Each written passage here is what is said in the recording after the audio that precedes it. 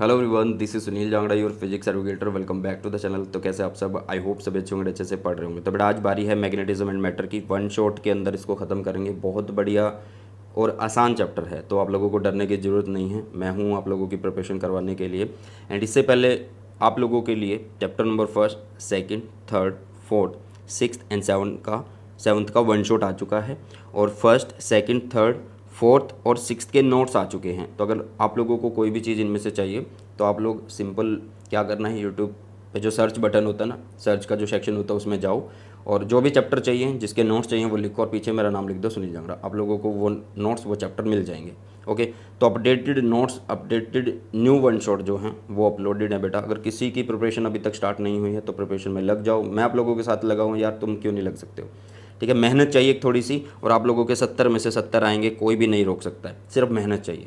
Okay, चलिए तो magnetism and matter को वन शॉट के अंदर खत्म करेंगे बेटा जी। क्लास 12 फिजिक्स का ये चैप्टर नंबर 5 है और मज़ा आ जाएगा आप लोगों को इस वीडियो के अंदर, मतलब दी बेस्ट रहेगी। ठीक है, तो इसमें सबसे पहले हमें क्या पढ़ना होता है? इसमें सबसे पहले हमने पढ़ना होता है क्या? मैग्नेटिज्म। ओके, क्या पढ़ना होता है भाई?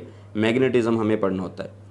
जैसे चैप्टर में हमने बोला मैग्नेटिज्म एंड मैटर, तो दो पार्ट हैं मैग्नेटिज्म। पहले मैग्नेटिज्म को पढ़ लेते हैं कि क्या होगा वो, ध्यान से सुनिएगा। सबसे पहले ना हम मैग्नेट पढ़ेंगे। क्या पढ़ेंगे? मैग्नेट पढ़ेंगे। मैग्नेट क्या करता है? अट्रैक्ट करता है भाई चीज़ों को। और वो चीज़ें कौन कौन सी होती हैं? जैसे कि आयरन हो गया, निकल हो गया, कोबाल्ट हो गया, स्टील हो गया, इस तरीके की चीज़ें। तो जो मटेरियल चीज़ों को अट्रैक्ट कर रहा अपनी तरफ और कुछ प्रॉपर्टी शो करे, जैसे कि अट्रैक्टिव और डायरेक्टिव प्रॉपर्टीज़ को शो करे, उसे बोला जाता है मैग्नेट। अब इस मैग्नेट, ये तो बोल दिया कि इस मैग्नेट ने भाई अट्रैक्ट कर लिया इन चीज़ों को अपनी तरफ, लेकिन ध्यान से सुनो। The property of attraction of small bits of iron, steel, cobalt, निकल टुवर्ड द और मतलब मैग्नेटाइट इज़ कॉल्ड मैग्नेटिज्म। मतलब मैग्नेटिज्म है क्या? एक तरह से प्रॉपर्टी है किसकी? उस मटेरियल की जो अट्रैक्ट कर रहा है उन्हें अपनी तरफ, तो उसे बोला जाता है क्या? मैग्नेटिज्म।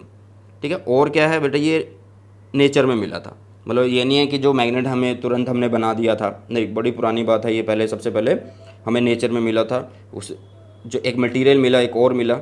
ठीक है, वो मटेरियल क्या करता था? चीज़ों को अट्रैक्ट करता था। वो चीज़ें कौन कौन सी थी? मटेरियल कौन कौन सा था? जैसे आयरन, स्टील, कोबाल्ट, निकल, इस तरीके की चीज़ें। ओके, अब आगे बढ़ते हैं।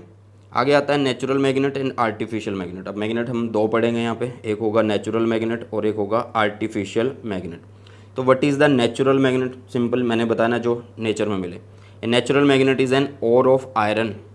ये क्या होता है? और होता है। किसका और होता है बेटा? आयरन का और होता है, Fe3O4 का। Which attract small PCs of iron, cobalt and निकल टूवर्ड इट। ये सिंपल है कि ये भाई अपनी तरफ क्या करेगा? ये अपनी तरफ कुछ पीस, छोटे पीसेस जैसे कि आयरन हो गया, कोबाल्ट हो गया, निकल, इनको अपनी तरफ अट्रैक्ट करेगा।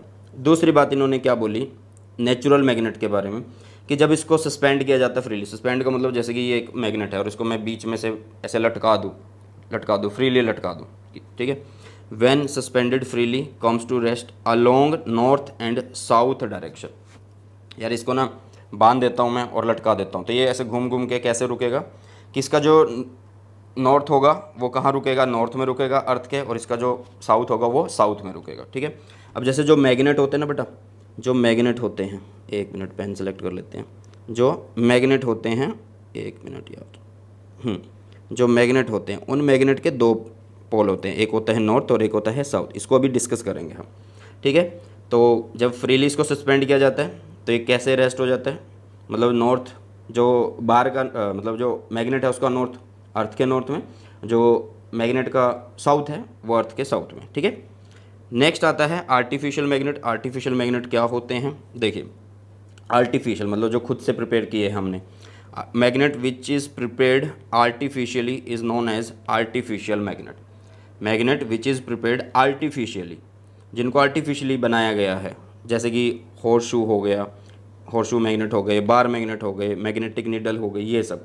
इस चैप्टर के अंदर सबसे ज़्यादा किसको पढ़ रहे होंगे? बार मैग्नेट को पढ़ रहे होंगे। किसको पढ़ रहे होंगे भाई? इस चैप्टर में सबसे ज़्यादा हम बार मैग्नेट को पढ़ रहे होंगे बेटा जी। ठीक है, सो तुमने ध्यान देना है इन चीज़ों पे, तुमने ध्यान देना भाई इन चीज़ों पे। ठीक है, तो एक पढ़ा हमने नेचुरल मैग्नेट, एक पढ़ा हमने आर्टिफिशियल मैग्नेट। अब बारी है बार मैग्नेट की, जो कि किसका पार्ट है? आर्टिफिशियल का ही पार्ट है। ये कैसे होता है? इसमें क्या होता है बेटे जी? ये एक तरह से रेक्टेंगुलर स्लेब की तरह होता है, रेक्टेंगुलर स्लैब की तरह होता है, जिसमें कि ये नॉर्थ पोल होगा, एक नॉर्थ पोल होगा और एक साउथ पोल होगा। अब ध्यान से सुनना कि जो इसकी एक्चुअल लेंथ है उसको बोला जाता है जियोग्राफिकल लेंथ। क्या बोला जाता है उसको? उसको बोला जाता है जियोग्राफिकल लेंथ। इसको बोला जाएगा जियोग्राफिकल लेंथ। अब इसके अंदर ना, इस पोल के अंदर दो पोल, मतलब इस बार मैग्नेट के अंदर दो पोल होते हैं, एक होता है नॉर्थ पोल और एक होता है साउथ पोल। इनकी जो लेंथ होती है ना, जो एल जी मतलब जियोग्राफिकल लेंथ है, उससे कम होती है। मतलब ये यहाँ से शुरू हो रहे हैं, ये यहाँ से शुरू है, जिसको बोला जाता है एल ई मतलब इफ़ेक्टिव लेंथ। क्या है? इफ़ेक्टिव लेंथ है बेटा। तो ये चीज़ आई होप कि समझ में आ गई होगी। अब इसकी डेफिनेशन पढ़ लेते हैं कि क्या है। A bar magnet consist of two equal and non separable magnetic poles. ध्यान से सुनना, ये किससे बने होते हैं? दो इक्वल, ये पोल है और एक ये पोल है, दोनों इक्वल पोल हैं। नॉन सेपरेबल का मतलब क्या है? नॉन सेपरेबल का मतलब है कि इनको अलग नहीं किया जा सकता, आइसोलेट नहीं किया जा सकता, और ना ही ये क्या होंगे कि अकेले मिलेंगे। अगर मैं इसको ब्रेक भी करता हूँ ना, तो जैसे ही अगर मैंने मान लो एक ब्रेक कर दिया, तो ये नॉर्थ था, ये साउथ था, तो यहाँ पे साउथ आ जाएगा और यहाँ पे नॉर्थ, ऑटोमेटिकली बन जाता है। तो सिंगल जो है, आप बोल नहीं सकते कि हाँ यार सिंगल पोल मुझे मिल जाएगा, नहीं, वो अवेलेबल नहीं होगा। ठीक है, चलिए आगे देखिए। These pole are separated at a small distance. वो हमने बता दिया कि ये स्मॉल डिस्टेंस जो है वो कौन सा होता है? इफेक्टिव लेंथ और जियोग्राफिकल लेंथ होती है। एक पोल को नॉर्थ पोल बोला जाता है और दूसरे को साउथ पोल बोला जाता है। ठीक है, थ्योरी है बेटा, तो इसको जल्दी जल्दी निपटा रहे हैं। प्रॉपर्टी ऑफ मैग्नेट की बात करते हैं। कुछ प्रॉपर्टी हैं बेटा मैग्नेट की, ये हम पढ़ लेते हैं, जो कि बहुत ज़्यादा ज़रूरी है। जैसे मान लो आप लोगों ने क्या किया कि आयरन की ना फिलिंग्स ले ली, फिलिंग्स को मतलब फिलिंग्स ले ली, जैसे कि ना बुरादा टाइप ले लिया आयरन का, लोहे का।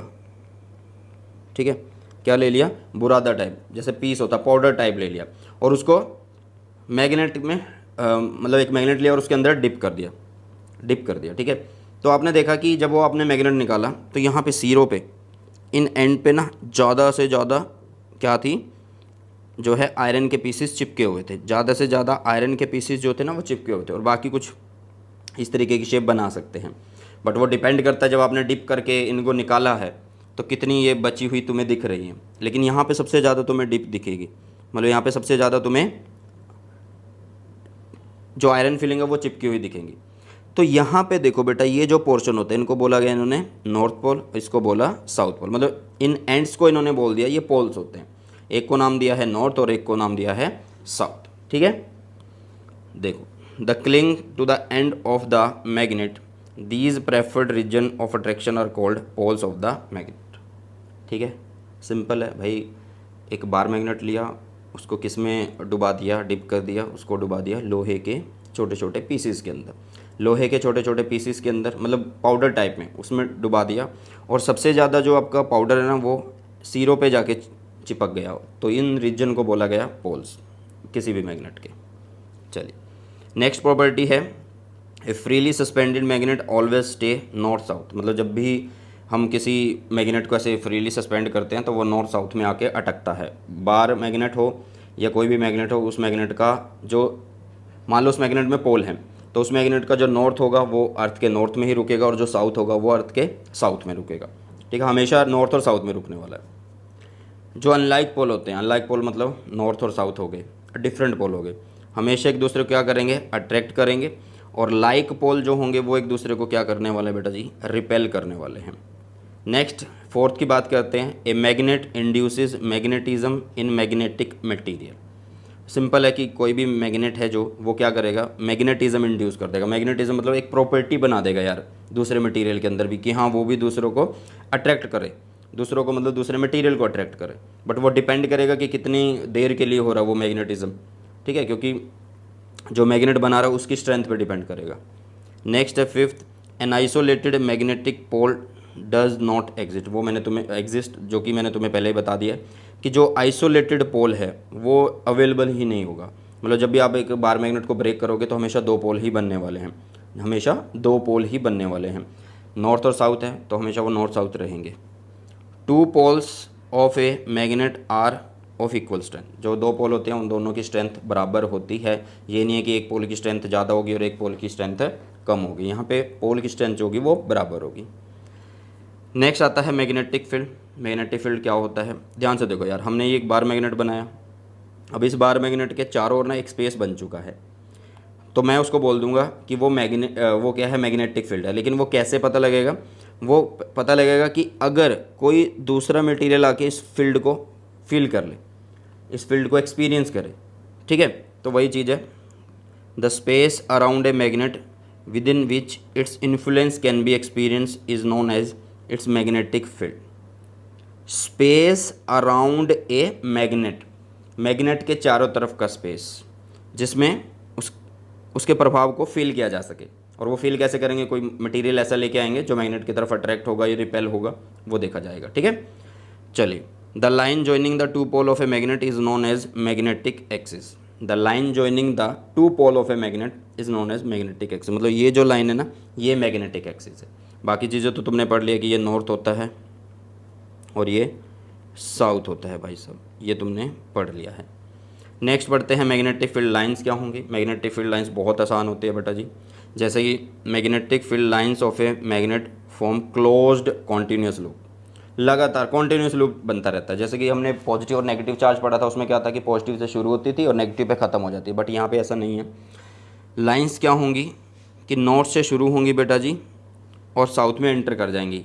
ये आउटसाइड द मैग्नेट है, लेकिन इनसाइड द मैग्नेट ये साउथ से चलेंगी और नॉर्थ पे जा रही होंगी। तो ये एक कॉन्टीन्यूस कर्व, मतलब कॉन्टीन्यूस लूप बना रही होती हैं, ठीक है। क्या बना रही होती हैं, कॉन्टीन्यूस लूप बना रही होती है। कहाँ से कहाँ, from south pole to north pole बन रहा होता है। कहाँ से कहाँ, from south pole to north pole बन रहा होता है। Outside the body of the magnet the direction of magnetic field line is from north pole to south pole. वो मैंने तुम्हें बता दिया है कि आउटसाइड में किस तरीके से जो है डायरेक्शन होती है। तीसरी प्रॉपर्टी के बारे में बात करें, at any given point tangent to the magnetic field line represent the direction of the net magnetic field at that point. मान लो मैं यहाँ पे एक टेंजेंट ड्रॉ कर दूँ, मैं यहाँ पे एक टेंजेंट ड्रॉ कर दूँ इधर, तो ये जो टेंजेंट होगा ना in the direction of magnetic field, तो मान लो मैग्नेटिक फील्ड लाइन से इधर जा रही है, तो इसी डायरेक्शन में आप टेंजेंट ड्रॉ कर दो, तो ये इस पॉइंट पे क्या दिखा रहा होगा, इस पॉइंट पे क्या दिखा रहा होगा बेटा, direction of net magnetic field दिखा रहा होगा।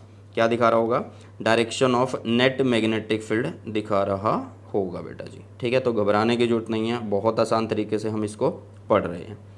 नेक्स्ट बात करते हैं, no two magnetic field line can intersect each other. ये चीज़ें हमने पहले भी पढ़ी हैं। जो हमारा इलेक्ट्रिक फील्ड था उसमें इलेक्ट्रिक फील्ड पढ़ लिया था, यहाँ पे मैग्नेटिक फील्ड है। क्या होता है कि दो मैग्नेटिक फील्ड लाइंस एक दूसरे को इंटरसेक्ट नहीं कर सकती। वही बात है कि अगर हम टेंजेंट ड्रॉ करेंगे उस कॉमन पॉइंट से, तो हमें दो डायरेक्शन मिलेंगी जो कि पॉसिबल नहीं है, ठीक है। चलिए, नेक्स्ट आता है बेटा जी Coulomb's law of force for magnetic poles. ये CBSE वालों के लिए नहीं है, ठीक है, ये CBSE वालों के लिए नहीं है बेटा जी, नॉट फॉर CBSE, बट काम में आता है ये इस चैप्टर में। अगर इसको नहीं पढ़ रहे हो तो बेटा थोड़ा सा तो मुझे ये लग रहा है कि यार ये होना चाहिए था टॉपिक, तो ये करना है तुम सब ने, एक बार देख लेना। CBSE वालों के लिए नहीं है, बट स्टेट बोर्ड वालों के लिए तो करवा देता हूँ सबको। ध्यान से देखो यार, यहाँ पे आप लोगों के ना दो पोल हैं, एक ये रहा और एक ये रहा। इन दोनों पोल की ना अपनी अपनी एक स्ट्रेंथ है, एक स्ट्रेंथ M1 है और दूसरे की स्ट्रेंथ M2 है। तो यहाँ पे क्या होगा ना, दो पोल स्ट्रेंथ के बीच में ना एक फोर्स होगी। क्या होगी, फोर्स होगी। मान लो यार इधर मैं एक पोल रख दूँ, सर कैसे रख दोगे, मान लो एक मैग्नेट लिया उसका नॉर्थ ले लिया हमने, एक मैग्नेट लिया उसका साउथ ले लिया, तो नॉर्थ और साउथ के बीच में एक, मतलब मुझे दो पोल चाहिए थे तो मैंने बना लिए, उन दो पोल के बीच में एक फोर्स लगेगी। अगर सेम पोल होंगे तो रिपेल करेंगे, अगर डिफरेंट पोल होंगे, अनलाइक पोल होंगे तो अट्रैक्ट करेंगे।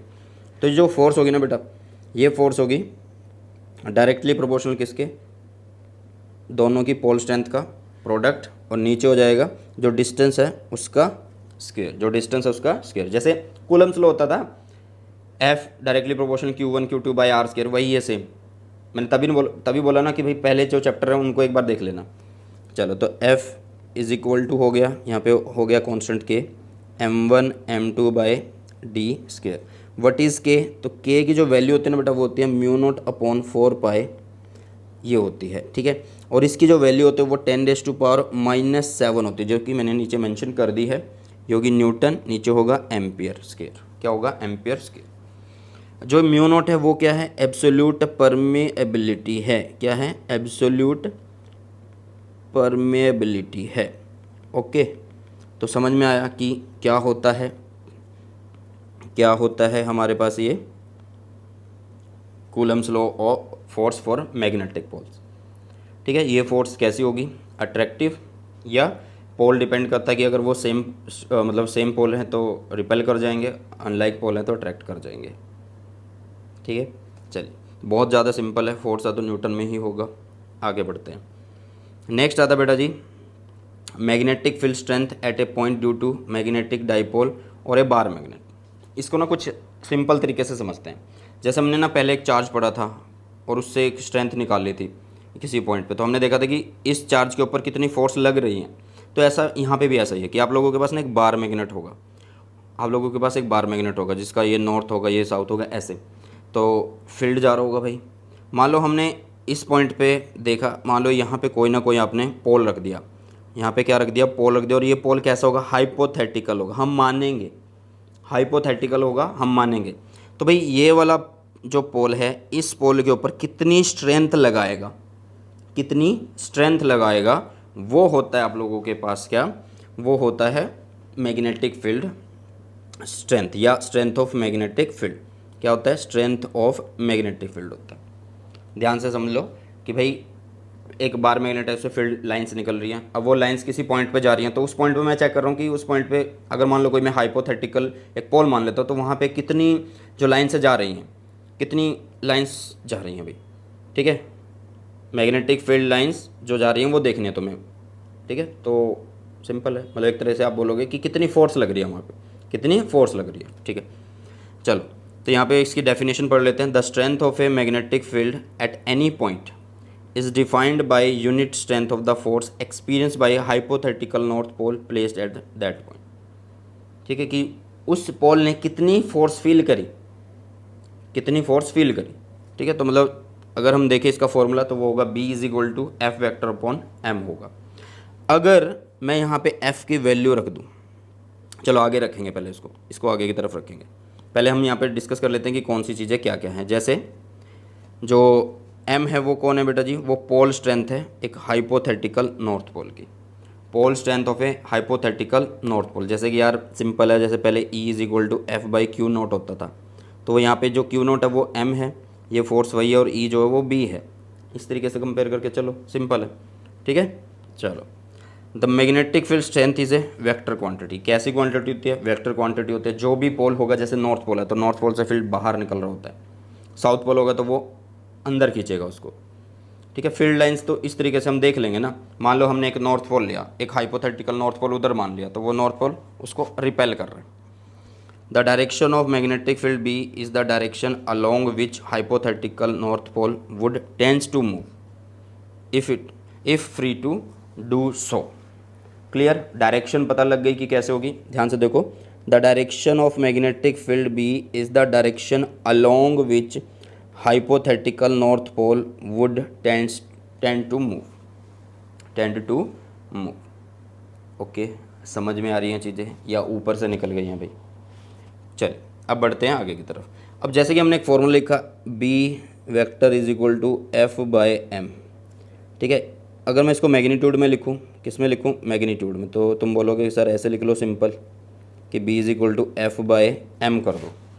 अब जैसे ना एक पोल स्ट्रेंथ यहाँ पे है और एक पोल स्ट्रेंथ जो कि हाइपोथेटिकल हमने मान लिया वो है, तो मान लो एक पोल हमने जो माना है वो है M1 और दूसरा पोल है M, इनके बीच में डिस्टेंस हो गया D या R, जो भी आप मान सकते हो। तो फोर्स लिख दो पहले, तो क्या लिखोगे? K M1 M2 bye D square लिख दी। नीचे क्या है? M है। यहाँ पे M2 कौन है? M2 हमारा M है, और M1 कौन है? वो M1 ही है। तो यहाँ पे आ जाएगा K M1, क्योंकि ये M2 कट गया इससे, क्योंकि ये M है, तो ये हुआ D स्क्वायर। क्लियर है? या अगर मैं इसका नाम भी M रख दूँ और इसका नाम भी M रख दूँ, तो इसका मतलब सिंपल है कि यार एक M तो कट गया, तो बचा क्या? के एम बाई डी स्क्वायर बचा, के एम बाई डी स्क्वायर बचा। के की value is mu naught upon 4 पाई बच गई है। क्लियर हुई चीज़ें या नहीं हुई? ओके बेटा, चलो, तो ये होता है फोर्स अगर आपको किसी एक पोल की वजह से किसी पॉइंट पे निकालनी होती है, किसी भी डिस्टेंस पे निकालनी होती है। नेक्स्ट आता है मैग्नेटिक डाइपोल। जैसे कि इलेक्ट्रिक डाइपोल होता था वैसे ही मैग्नेटिक डाइपोल है। इसमें भी हमारे पास दो पोल होते हैं, दो पॉइंट होते हैं, एक होता है साउथ और एक होता है नॉर्थ। तो सिंपल आप बोलोगे कि किससे बना होता है, कंसिस्ट ऑफ टू अनलाइक पोल, दो अनलाइक पोल होते हैं जिनकी इक्वल स्ट्रेंथ होती है और separated by A small distance. Equal strength होगी, सेपरेटेड बाय स्मॉल डिस्टेंस हो गए, वही चीज़ें हैं। जैसे कि हमने एक पोल ये माना जिसको साउथ है और एक पोल मान लिया ये नॉर्थ है, इन दोनों के बीच में डिस्टेंस हुआ 2L। 2L का मल्टीपल इसलिए कि अगर मैं इसका सेंटर लूँ तो ये L होगा और ये L हो जाएगा। ठीक है। अब जैसे आपने मैग्नेटिक डाइपोल पढ़ा, ऐसे आप लोगों के पास मैग्नेटिक डाइपोल मूवमेंट भी होती है। लेकिन सबसे पहले हम एग्जाम्पल देख लेते हैं कि मैग्नेटिक डाइपोल कौन कौन से है। जैसे कि bar magnet, current loop, solenoid, ये इस तरीके के जो एग्जाम्पल हैं वो क्या हैं, वो सारे के सारे हैं आप लोगों के पास मैग्नेटिक डाइपोल के एग्जाम्पल हैं। ये मैग्नेटिक डाइपोल के एग्जाम्पल हैं। ठीक है। अब आती है मैग्नेटिक डाइपोल मूवमेंट की बारी। तो मैग्नेटिक डाइपोल मूवमेंट क्या है, सिंपल है भाई, ये प्रोडक्ट होता है। देखो यार, अगर जिसने ना माइनस क्यू और प्लस क्यू पढ़ा है डाइपोल में, तो उसको पता है कि इधर चार्ज उनका क्या करते थे, मैग्नीट्यूड, साथ में उन दोनों की लेंथ ले लेते थे। तो यहाँ पे भी ऐसा है, ये अगर एम है ये एम है, तो कोई भी पोल स्ट्रेंथ इनटू उनका डिस्टेंस, तो वो होगी क्या, मैग्नेटिक डाइपोल मोमेंट। तो पढ़ लो, the product of the strength of either magnetic pole and magnetic length of the magnet is called the magnetic dipole moment. It is denoted by m vector and it is a vector quantity. It is denoted by capital M vector and it is a vector quantity and direction कहाँ से कहाँ होगी, always south to north होगी। जैसे वहाँ पे south negative था पहले और ये नॉर्थ इज़ पॉजिटिव था। ठीक है, पहले चैप्टर के अंदर जो हमारा फर्स्ट चैप्टर था इलेक्ट्रिक चार्जेस एंड फील्ड। ठीक है, चलो, तो ये बनाया हमने बार मैग्नेट, ये साउथ ये नॉर्थ, इनके बीच में डिस्टेंस इज 2L। ये हमारे पास है कैपिटल M वेक्टर। तो M कैसे लिखेंगे, पोल स्ट्रेंथ, कोई भी पोल स्ट्रेंथ और साथ में 2L। 2L is the magnetic length है आप लोगों के पास, डाइपोल की जो लेंथ है वो है एक तरीके से। ओके, चलो नेक्स्ट इसकी कुछ मतलब यूनिट्स है उसके बारे में बात कर लेते हैं। जो मैग्नेटिक डाइपोल मूवमेंट है वो एक कैसी क्वांटिटी है, वेक्टर, और कहाँ से कहाँ होती है, साउथ से नॉर्थ, ये मैंने बता दिया तुम्हें पहले से। ऐसा यूनिट की बात करते हैं। देखो यार, मैग्नेटिक मूवमेंट जो होती है ना वो IA भी बोली जाती है। तो यहाँ पे हम यूनिट्स उसी के अकॉर्डिंग लिखेंगे। यहाँ पे I is ampere, area is metre square होगी। ठीक है, इस तरीके से सिंपल, बहुत आसान है। और ये चीज़ें पहले चैप्टर से रिलेटेड है। मतलब जो पहले का मतलब ये नहीं है मैं सिर्फ फर्स्ट चैप्टर बोल रहा हूँ, पहले का मतलब जो पीछे के चैप्टर हैं, जैसे कि चौथा चैप्टर हो गया, फर्स्ट चैप्टर हो गया, उनसे रिलेटेड है। ओके, चलिए अब बढ़ते हैं आगे की तरफ। और एक मिनट रुकिए, अब बढ़ते हैं आगे की तरफ। तो सबसे पहले हम अब करने वाले हैं बेटा जी क्या, मैग्नेटिक फील्ड करेंगे at a point due to bar magnet करेंगे। और पहला केस क्या करने वाले हैं, when point lies on axial line of a bar magnet. सबसे पहले क्या करेंगे कि एक बार मैग्नेट बना देंगे, एक बार मैग्नेट बना देंगे। ठीक है, ये हमने बनाया एक बार मैग्नेट जिसमें ये जो पॉइंट है ये साउथ हो गया और ये जो पॉइंट है ये नॉर्थ हो गया। अभी एक्सियल लाइन पे इन्होंने बोला तो इनके बीच में से एक लाइन निकाल दो, वो हमारी एक्सियल लाइन होगी। और उस एक्सियल लाइन पे किसी भी पॉइंट पे हमें निकालने हैं क्या, स्ट्रेंथ। सबसे पहले ये यहाँ से लेके यहाँ तक जो डिस्टेंस है, कुछ भी नाम आप दे दो इसको, L दे दो, 2D दे दो। मान लो मैं इसको बोलता हूँ ये D है और ये D है, ऐसे बोल देता हूँ, मतलब ये 2D हो गया पूरा। ठीक है, और हमें जिस पॉइंट पे निकालना होता है उसको डाइपोल के मतलब बार मैग्नेट के सेंटर से लेके चलेंगे। तो यहाँ पे सेंटर से लेके चला और उसको बोल दिया R। ठीक, इस पॉइंट पे निकालना है। तो सिंपल सी बात है भाई, N से जो फील्ड निकलेगा वो बाहर की तरफ निकलेगा और साउथ में तो एंटर करेगा, साउथ में एंटर करेगा। तो मैं सबसे पहले क्या करता हूँ, दोनों की वजह से मैग्नेटिक फील्ड लिख देता हूँ। एक की वजह से आपने देखा कि यार हमारे पास जो मैग्नेटिक फील्ड आता है वो कितना आता है, एक पोल की वजह से, वो ये रहा Km/d²। Km मतलब म्यू नॉट अपॉन 4πm/d², यही होता है, यही होता ना। तो इसको यहाँ पे यूज़ कर लेते हैं। मान लो मैं लिखता हूँ कि नॉर्थ पोल की वजह से, किसकी वजह से, नॉर्थ पोल की वजह से। तो बेटा जी नॉर्थ पोल की वजह से आप देख सकते हैं सिंपली कि जो फील्ड है वो यहाँ से यहाँ तक बात करेंगे हम। तो ये डिस्टेंस देख लेते हैं, ये कितना होगा, ये r माइनस डी हो गया। और साउथ के लिए हम यहाँ से यहाँ तक की बात करेंगे, तो ये r प्लस डी हो गया। तो नॉर्थ पोल अगर लिखना चाहें तो हम कैसे लिखेंगे, हम लिखेंगे B1 इज इक्वल टू कितना है, म्यू नॉट अपॉन 4 पाए, साथ में यहाँ पे जिस पोल स्ट्रेंथ की बात कर रहे हैं वो मान लो यहाँ पे कोई भी पोल स्ट्रेंथ है जिसका नाम है, हमने लिख दिया m। डिस्टेंस कितना है, r माइनस डी का स्क्वायर है।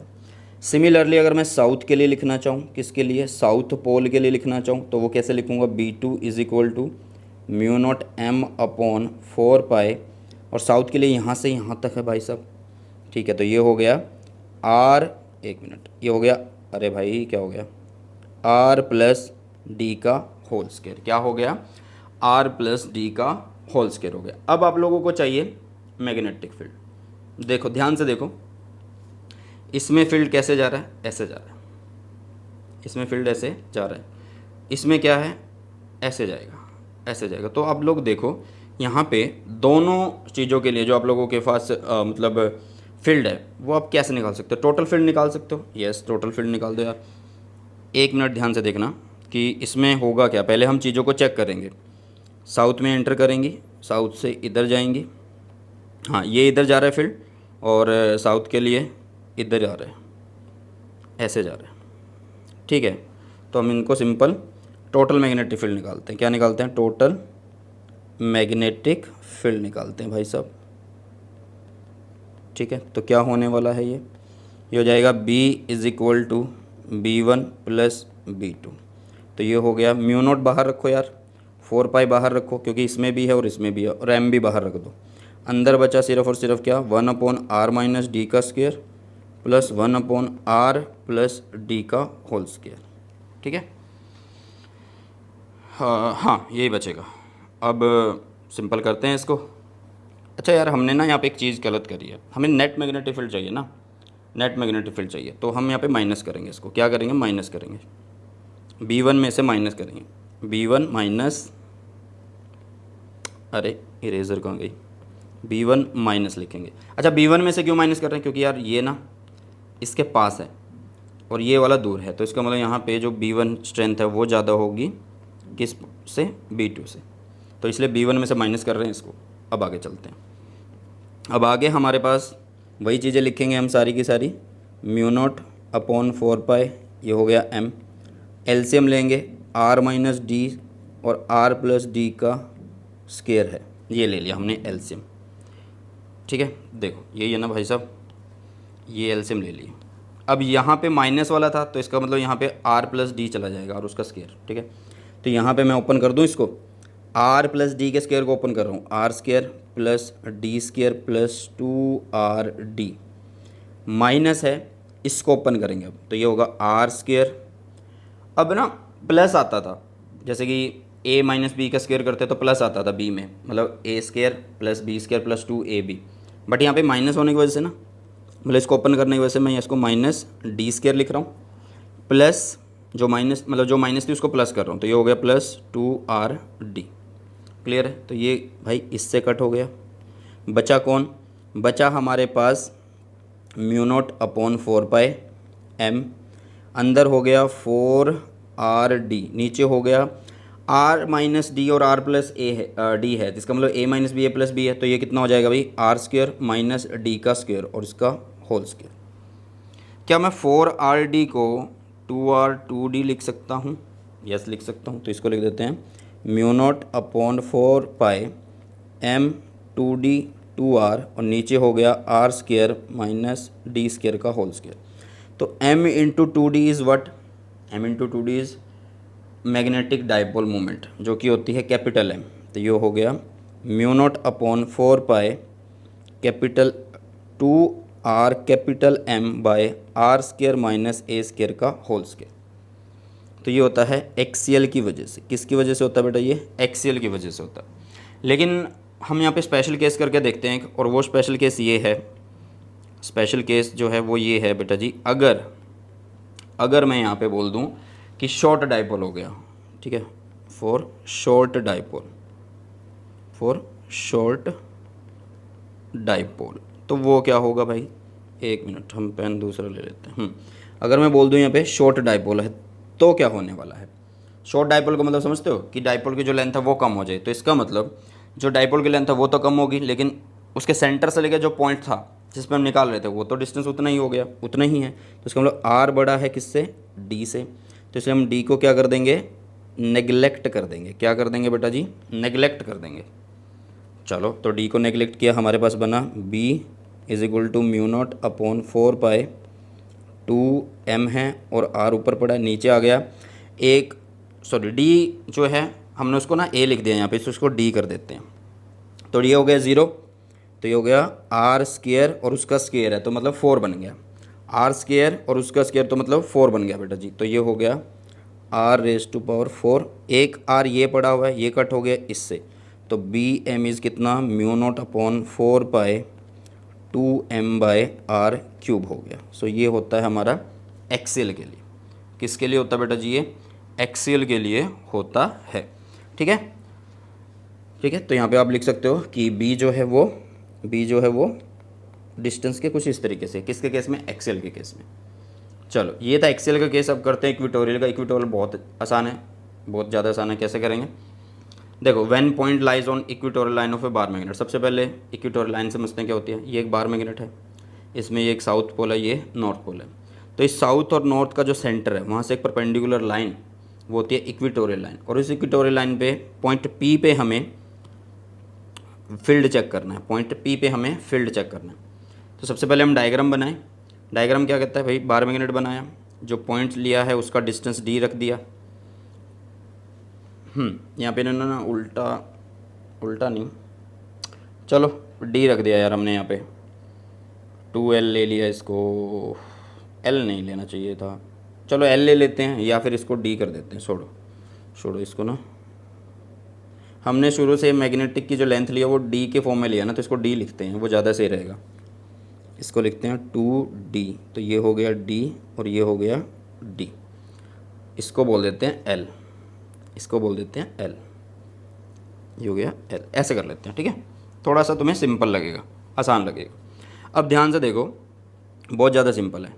करना क्या होगा भाई? हमें पॉइंट पी पे निकालना। तो भाई यार ध्यान से देखो, नॉर्थ से फील्ड निकलता है, फील्ड निकल रहा है, तो यहाँ से फील्ड ऐसे ही जाएगा ना, ऐसे जा रहा होगा। क्यों जा रहा होगा भाई? सिंपल है। मान लो ये एक नॉर्थ है, इससे फील्ड निकला, ऐसे निकला, ऐसे निकला, ऐसे निकला, इसके रास्ते में हमें एक पॉइंट चाहिए। तो कॉमन सी बात है कि नॉर्थ से जो फील्ड होगा इस पॉइंट से तो ऐसे ही जा रहा होगा ना, ठीक है। तो इसको हमने नाम दिया B1। फिर साउथ में तो फील्ड एंटर करता है, तो इसलिए इस पॉइंट के लिए जो फील्ड होगा वो अंदर की तरफ होगा, तो इसलिए ये अंदर बना दिया। तो यहाँ पे एक फील्ड आप लोगों को इधर मिल रहा है, एक फील्ड आप लोगों को इधर मिल रहा है। अगर ये एंगल थीटा है, अगर ये एंगल थीटा है, तो इसका मतलब जो रिजल्टेंट होगा वो इधर जा सकता है। वो कितने एंगल पे होगा? वो भी थीटा और थीटा पे होगा। सिंपल सी बात है यार, सिंपल सी है ना। अगर ये थीटा है तो अगर मैं इधर दूसरी लाइन लगाऊंगा तो वो भी 2 थीटा हुआ। तो इसका मतलब ये एंगल, अगर इनका रिजल्टेंट देखूँ तो वो इधर जा रहा है। अगर एंगल की बात नहीं समझ में आ रही तो पहले रिजल्टेंट देख लो कि रिजल्टेंट किधर जा रहा है, इधर जा रहा है। सबसे पहले मैंने क्या किया कि नॉर्थ के अकॉर्डिंग यहाँ पे हमने कंपोनेंट निकाल दिए। जैसे कि ये कौन जा रहा है? B1 जा रहा है, और यहाँ पे जा रहा है रिजल्टेंट। तो यहाँ पे अगर मैं थीटा बोल दूँ, और वो बोल कैसे दिया है भाई? इसके अकॉर्डिंग बोला है, ठीक है। तो अगर मैं यहाँ पे थीटा बोलूँ तो इसका मतलब ये जो B1 का जो बेस है वो एक इधर जाएगा, और जो परपेंडिकुलर है वो इधर जाएगा। यार सिंपल सी बात है। मान लो एक चीज़ ऐसे जा रही है, एक ऐसे और एक ऐसे। ये थीटा है और ये B1 है, तो तुम बोलोगे कि ये हो गया B1 कोस थीटा, और सर ये हो गया B1 साइन थीटा। तो वही तो मैंने किया, सिर्फ इसकी मिरर इमेज है यहाँ पे। देखो ना, इधर कौन है? B1 है, इधर B1 साइन थीटा है। सिमिलरली इसकी वजह से इसके B2 के कंपोनेंट निकाल लिए, तो यहाँ पे एंगल बन रहा है, तो इसका मतलब कोस कंपोनेंट यहाँ पे और परपेंडिकुलर इधर। तो यहाँ पे बिल्कुल सिंपल है बेटा, अगर डायग्राम समझ आए फिर कोई दिक्कत नहीं। अब ध्यान से देखो कि भाई ये वाला और ये वाला कंपोनेंट तो एक दूसरे के अपोजिट हैं, तो ये और ये तो हो गए कैंसिल। तो फील्ड किसकी वजह से है? सिर्फ फील्ड है इन कंपोनेंट की वजह से। तो यहाँ पे जो टोटल फील्ड है वो लिखता हूँ मैं पहले, जो कि है B is equal to B1 cos theta plus एक minute plus B2 cos theta, ऐसा है। अब यहाँ पे जो B1 है वो है B1 due to N pole, N pole मतलब नॉर्थ पोल। तो उसको कैसे लिखें? तो हम लिखेंगे B1 म्यू नॉट अपॉन 4 पाई, कौन सा पोल है, नॉर्थ, उसकी स्ट्रेंथ लिखी m, नीचे डिस्टेंस, डिस्टेंस कौन है भाई, ये डिस्टेंस हमने नाम दे दिया r, कितना नाम दे दिया, r नाम दे दिया, और इसकी वैल्यू कितनी है भाई, पाइथागोरस थ्योरम लगा लो, पाइथागोरस थ्योरम लगा लो ना, कितनी बनेगी, देखो ये बनेगा भाई, ये वाला डिस्टेंस निकालना, तो ये एल स्क्वायर और डी स्क्वायर बनेगा, L square plus D square बनेगा, तो ये बना आर की वैल्यू जो होगी वो होगी L square plus D square और उसका अंडर रूट, बट हमें चाहिए आर स्क्वायर, तो मतलब L square plus D square आप यूज़ कर सकते हो, ठीक है, तो मैंने यहाँ पे यूज़ कर लिया L square plus D square, L square plus D square. Similarly अगर मैं B2 लिखूँ, ड्यू टू किसकी वजह से, due to south pole, due to south pole अगर मैं लिखूँ बेटा, तो वो कितना होगा, ये चीज़ें ना मैं फटाफट क्यों करवा रहा हूँ, क्योंकि मैंने चीज़ें तुम्हें पहले करवा दी हैं, इसलिए हम ये चीज़ें फटाफट कर रहे हैं। तो सिंपल फार्मूला भाई कि म्यू नॉट अपॉन क्या होगा, 4 पाई होगा, पोल स्ट्रेंथ, इसकी पोल स्ट्रेंथ मान लो m है, तो वो लिख दी हमने, यहाँ पे लिख दी, नीचे डिस्टेंस ये भी r है, तो ये कितना होगा, R square, sorry R square नहीं, L square plus D square, L square plus D square, और उसका स्क्वायर था तो इसलिए सिंपल रह गया, सिंपल मतलब L square plus D square, simple यही रह गया। अब ध्यान से देखो, ये और ये क्या तुम्हें सेम नहीं दिख रहे भाई, यहाँ पे hair b1 is equal to b2 है, तो यहाँ पे जो ये वाली इक्वेशन है हमारी, ये वाली इक्वेशन, ये क्या हो जाएगी, ये हो जाएगी 2b1 कोस थीटा हो जाएगी, क्योंकि यार b1 is equal to b2, तो एक को बराबर रखो, b1 को b2 रख दो या b2 को b1 रख दो, आपकी मर्जी है। अब ध्यान से देखना, तो ये हुआ b2 इंटू b1, b1 कितना है, mu not upon 4 pi m upon L square plus D square है, साथ में चाहिए कोस थीटा, तो कोस थीटा कैसे निकलेगा भाई साहब, यहाँ से निकाल लो, किसी एक ट्रायंगल से निकालो cos theta, base upon hypotenuse, तो बेस कौन है d, हाइपोटेनस कौन है ये r, और r की वैल्यू कितनी है, r की वैल्यू अभी हमने लिखी थी, तो यहाँ पे आ गया बेस इज़ d, r की वैल्यू कितनी है, L square plus D square का 1/2 है, तो ये देखो ये और ये बेस सेम है, पावर ऐड हो जाएगी, बेस सेम है क्या हो जाएगी, पावर ऐड हो जाएगी। तो आगे बढ़ते हैं, पहले इसको ना एज इट इज़ लिख लेते हैं ताकि तुम्हें चीज़ें समझ में आ जाए अच्छे से, इसको एज इट इज़ लिख लेते हैं। अब देखो यार, यहाँ पे देखो, इसी में ना मॉडिफिकेशन करते हैं। अब ध्यान से देखो कि जो ये 2 है, जो m है और d है, क्या मैं इसको वो लिख सकता हूँ, क्या कहते हैं, मैग्नेटिक मोमेंट्स, क्योंकि देखो ना यार मैग्नेटिक मोमेंट क्या होती है, m इंटू 2d होगा, तो यहाँ पे वही तो है, ये रहा m, ये रहा 2d, तो ये इसका मतलब कैपिटल M जो है, कैपिटल M जो है वो क्या बन गया, m इंटू 2d बन गया, तो b की वैल्यू हुई कितनी, म्यू नॉट अपॉन 4 पाई, तो एज इट इज़ लिख दो, इसकी जगह और इसकी जगह लिख दो क्या, कैपिटल M, नीचे लिखो इसका क्या, बेस ऐड हो जाए, मतलब बेस है सेम है तो पावर ऐड हो जाए, तो इसकी पावर 1 है और इसकी 1/2 है, तो इसका मतलब ये हुआ L square plus D square is 3/2 हो गया। So this is the formula for the equatorial, this is the formula for the equatorial, ठीक है। और ये टॉपिक भी है ना जो बेटा, ये CBSE वालों के लिए नहीं है, ठीक है, ये टॉपिक भी क्या है, CBSE वालों के लिए नहीं है, बट ये ज़रूरी है पढ़ने, तो पढ़ लेना आराम से। अब इसके बाद देखो बी इक्वेटोरियल, अगर मैं शॉर्ट डाइपोल के लिए लिखूँ, किसके लिए, शॉर्ट डाइपोल के लिए, शॉर्ट डाइपोल का मतलब समझते हो ना कि डाइपोल छोटा हो जाए और जो डिस्टेंस है वो सेम रहे, तो इसका मतलब जो डी है वो तो बहुत छोटा हो गया, किससे भाई, इस डिस्टेंस से, तो ये हो गया एल, तो यहाँ पे हम क्या करेंगे, डी को नेगलेक्ट करेंगे, नेगलेक्टिंग डी, तो ये बनेगा mu naught upon 4 pi capital M, L को रखेंगे और डी को नेगलेक्ट कर देंगे, मतलब डी इज़ 0 हो जाएगा, तो एल स्क्वायर और 3/2 ऐसे हो गए, तो यहाँ पे एल क्यूब आ गया। क्लियर है, क्लियर है भाई, ओके। किसी बच्चे को अगर यहाँ दिख रहा है कि मुझे तो आर लेना था, वो नोटेशन है बेटा, वो नाम है, जैसे तुम्हारे माँ बाप ने तुम्हारा नाम कुछ भी रखा है, अंजू मंजू कंजू कुछ भी रखा है, ठीक है, किसी का नाम राहुल रखा है, किसी का नाम सेजल रखा है, कुछ भी नाम रखे हैं, तो वो क्या है, वो नाम कुछ भी हो सकता है ना, मतलब तुम्हारा नाम अगर राहुल है तो तुम्हारा नाम कुछ भी यार, मुकेश सुरेश कुछ भी हो सकता था, वो नेमिंग है, तो घबराना नहीं है कि यार ये चीज़ें क्या करी हैं सर ने, ये नेमिंग है, ओके।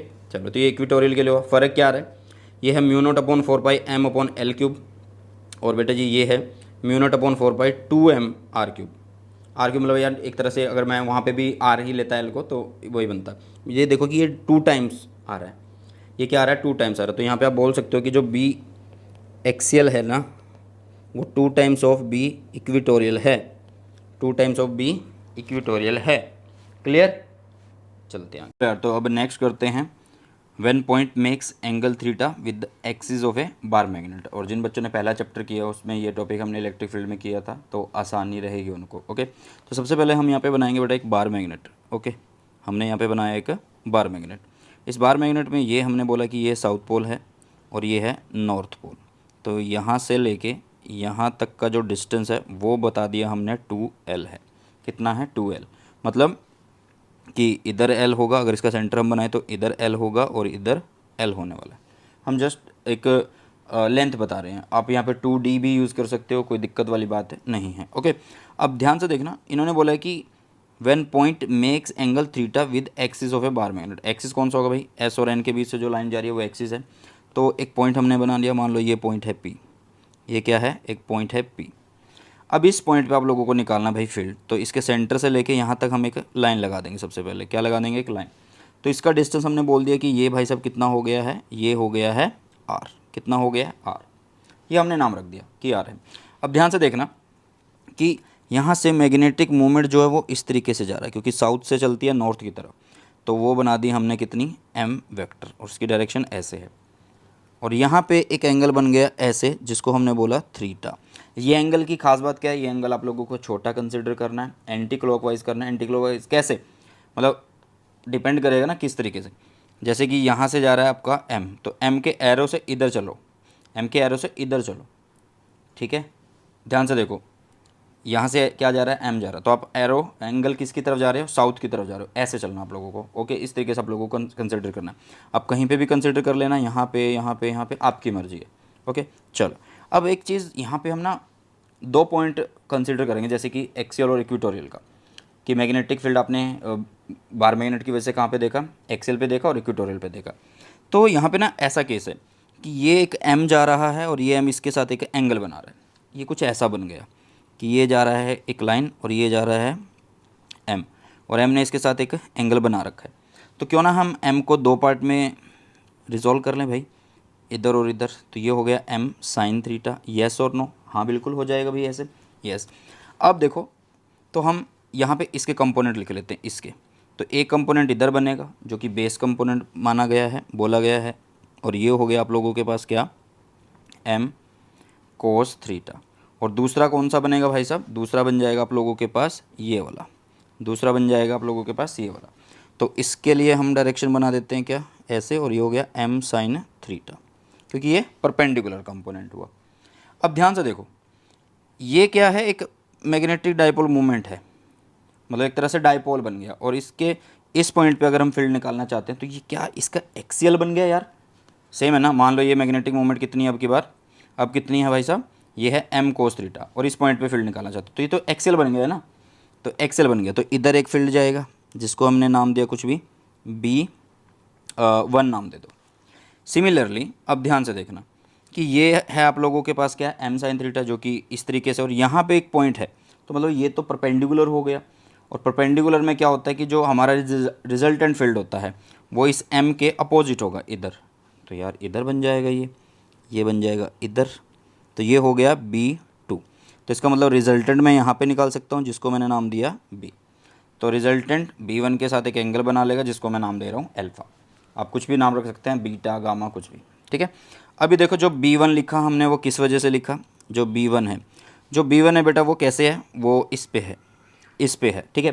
तो मतलब एक्सियल के लिए, तो एक्सियल के लिए हम फील्ड कैसे लिखते हैं, आप लिखोगे म्यू नॉट अपॉन 4 पाई, और यहाँ पे लिखोगे 2M, नीचे लिख रहे थे आप डिस्टेंस का क्यूब लिख रहे थे, और ये डिस्टेंस कितना है R क्यूब, ठीक है। आप एक बार फॉर्मूला देख लो, आप एक बार फॉर्मूला देख लो कि इक्वेटोरियल में क्या होता था, सॉरी एक्सियल में क्या होता था, mu naught 4 pi 2M bye R cube होता था। बट अब M नहीं है अकेला, M के साथ कौन है, कोस थीटा है, तो इसलिए यहाँ पे आ गया कोस थीटा। सिमिलरली हम क्या करेंगे, B2 का लिखेंगे, तो B2 इज़ कितना, म्यू नॉट अपॉन 4 पाई, यहाँ पे होगा कितना M, मतलब 2 नहीं आएगा, M आ जाएगा और साइन थीटा आ जाएगा साथ में, ठीक है। सो it is the R cube. अब सिंपल सी बात है यार, आप लोगों को रिजल्टेंट निकालना, तो रिजल्टेंट कैसे लिखोगे, B B1 का स्क्वायर प्लस B2 का स्क्वायर और उसका कर दोगे आप अंडर रूट। तो यहाँ पे हुआ अंडर रूट B1 कितना हुआ, B1 कितना हुआ म्यू नॉट का स्क्वायर, नीचे हुआ, अरे यार इसको ना सिंपल तरीके से आप एक ना बाहर ही कर दो, ठीक है। ये हो गया म्यू नॉट अपॉन 4 पाई बाहर हो गया और m बाहर आ जाएगा, आर क्यूब बाहर आ जाएगा। अंदर कौन बच गया, अंदर बच गया आप लोगों के पास 2 का स्क्वायर हो गया 4 और cos square theta plus sign का हो गया साइन स्क्वायर थीटा, ऐसे हो गया ना। बाकी चीज़ें तो बाहर आ गई हैं, स्क्वायर होने के बाद वो अंडर रूट से बाहर आ जाएंगे, ठीक है। तो ये हुआ म्यू नॉट अपॉन 4 पाई, ये हो गया कैपिटल M, ये हो गया आर क्यूब। और यहाँ पे क्या बनने वाला है भाई, देखो जो 4 कोस स्क्वायर थीटा मैं उसको ऐसे लिख दूँ, मैं उसको ऐसे लिख दूँ कि 3 cos square theta plus cos square theta, ऐसे लिख सकता हूँ। और प्लस यहाँ पे कौन पड़ा है, साइन स्क्वायर थीटा पड़ा है। तो ये कितना हो गया, 1 हो गया भाई। तो यहाँ पे आ जाएगा 1 + 3 cos square theta. So this is the formula for किसके लिए भाई, ये है जब किसी पॉइंट पे निकालना हो, जब किसी पॉइंट पे हमें निकालना हो। ओके, तो ईजी है, ज़्यादा मुश्किल नहीं है। अगर आप लोगों ने चैप्टर फर्स्ट पढ़ा हुआ है बहुत आसान रहेगा। आगे बढ़ते हैं। नेक्स्ट आता है बेटा जी, bar magnet as an equivalent solenoid आप लोगों को शो करना है। मतलब हमें ये दिखाना है कि जो बार मैग्नेट है एज ए सोलिनॉइड होता है और जो solenoid as a bar magnet की तरह बिहेव करता है, ये चीज़ हम लोगों को यहाँ पे शो करनी है, ठीक है। अब ध्यान से देखना कि यहाँ पे हम क्या जो चीज़ें हैं पहले पढ़ चुके हैं उनको एक बार रिवाइज कर लेते हैं। जैसे कि जो मैग्नेटिक डाइपोल मूवमेंट होती है किसी भी लूप में, जब करंट जा रहा होता है आई, ठीक है, और वो एक रेडियस आर पे हो तो वो एक एरिया कवर करता है और वो एक मैग्नेटिक डाइपोल की तरह बिहेव करेगा। तो उसका जो डाइपोल होगा उसकी एक मैग्नेटिक मूवमेंट होगी, और मैग्नेटिक मूवमेंट है तो उसकी मैग्नेटिक मूवमेंट दी जाती है कैसे, आई ए से। अगर नंबर ऑफ टर्न्स है तो एन हम लिखेंगे। यहाँ पे हमने नंबर ऑफ टर्न्स क्यों लिखे हैं भाई, सोलिनॉइड है, बहुत सारे टर्न्स हम ले रहे होंगे, ठीक है। चलो सबसे पहले हमने यहाँ पे कुछ और चीज़ें क्लियर की, जैसे कि कैपिटल एन बताया वो क्या है, number of turns in the loop, और फिर करंट बताया आई से शो किया है, ए जो है वो एरिया वेक्टर है, और यहाँ पे जो ए लिया है हमने स्मॉल ए वो रेडियस ऑफ सोलिनॉइड है, जो 2L है वो लेंथ ऑफ सोलिनॉइड बोल दी है, कहाँ से, सेंटर से। सेंटर से नहीं बोलेंगे हम, L और L इधर से है तो ये 2L इस तरीके से बोले जाएगी, ठीक है। मतलब ये टोटल लेंथ आप लोग बोल सकते हो, लेंथ ऑफ सोलिनॉइड, ठीक है, लेंथ ऑफ सोलिनॉइड। अब आगे देखिए जो स्मॉल एन है वो कौन है भाई, number of turns per unit length होगा, number of turns per unit length होने वाला है। यहाँ पे हमने करा क्या है, हमने यहाँ पे बेटा जी एक सोलिनॉइड लिया जिसमें क्या है, बहुत सारे टर्न्स है, बहुत सारे कितने, कैपिटल एन टर्न्स हैं, जिसके टर्न में से आई करंट जा रहा है और वो एक एरिया बना रहे हैं जिसका रेडियस कितना है, ए है, स्मॉल ए, जो कि बता दिया गया, ठीक है। अब सबसे पहले हम क्या करेंगे, सबसे पहले हम ना एक छोटा सा यहाँ पे एलिमेंट कंसीडर कर लेंगे इस तरीके से। ऐसा क्यों कर रहे हैं, जैसे यार सिंपल, जैसे सोलिनॉइड है, सोलिनॉइड के अंदर रिंग बने हुए एक तरीके से और रिंग में जा रहा है करंट, तो क्या तुमने सर्कुलर रिंग की वजह से फील्ड पढ़ा था, एक्सियल पे, एक्सिस पे पढ़ा था ना, तो वही फॉर्मूला यूज़ करने के लिए हम इसको यूज़ कर रहे हैं, ठीक है। आगे बढ़ते हैं। तो यहाँ पे देखिएगा, we have to calculate magnetic field at any point P on the axis of solenoid, ठीक है। हम क्या कर रहे हैं, जो ये सोलिनॉइड लिया है इसके एक्सिस पे हम निकाल रहे हैं फील्ड, इसके एक्सिस पे क्या निकाल रहे हैं, फील्ड निकाल रहे हैं। इसके एक्सिस का जो फील्ड होगा वो, और जो बार मैग्नेट के एक्सिस का जो फील्ड होगा वो, अगर वो मैच करते हैं तो इसका मतलब है कि bar magnet as an equivalent solenoid है, मतलब बार मैग्नेट सोलिनॉइड की तरह होता है, ठीक है। चलो तो इसके लिए हम क्या कर रहे हैं, कंसीडर, देखो चीज़ें बेटा पहले से लिख रखी क्योंकि चैप्टर 3 नंबर का है तो ज़्यादा टाइम इसके ऊपर लगाने का फ़ायदा नहीं है। Consider a small element of width dx of the solenoid at a distance dx from O, ठीक है। एट ए डिस्टेंस x आना चाहिए, वहाँ पे क्या आना चाहिए बेटा, x आना चाहिए, at a distance x from O, ठीक है, x from O, using equation of magnetic field due to current carrying loop. अब ध्यान से देखो मैंने क्या बोला है कि यहाँ पे आप एक छोटा सा पोर्शन ले रहे हो जिसकी लेंथ कितनी है, चौड़ाई कितनी है, dx है, और ये यहाँ से यहाँ तक कितना है, x दूरी पे है। तो ये ना एक रिंग की तरह हो गया है, जैसे हमने करंट कैरिंग लूप लिया था और उसके एक्सिस पे निकाला था फील्ड, तो वो वाला फॉर्मूला यहाँ पे यूज़ कर लेंगे, ठीक है। चलो तो यहाँ पे वही फॉर्मूला हमने लिखा, using equation of magnetic field due to current carrying loop. वो कैसे लिखी गई थी, म्यू नॉट आई, रेडियस का स्क्वायर था, साथ में यहाँ पे एन डी एक्स था, एन डी एक्स मतलब जितनी चौड़ाई हमने ली है dx उसमें कितने टर्न्स आ चुके हैं, तो वो टर्न्स यहाँ पे आ गए क्योंकि नंबर ऑफ टर्न्स ऊपर मल्टीप्लाई हो रहे थे, साथ में 2 नीचे आ गया बेटा जी क्या, आर माइनस एक्स का स्क्वायर प्लस ए स्क्वायर 3/2।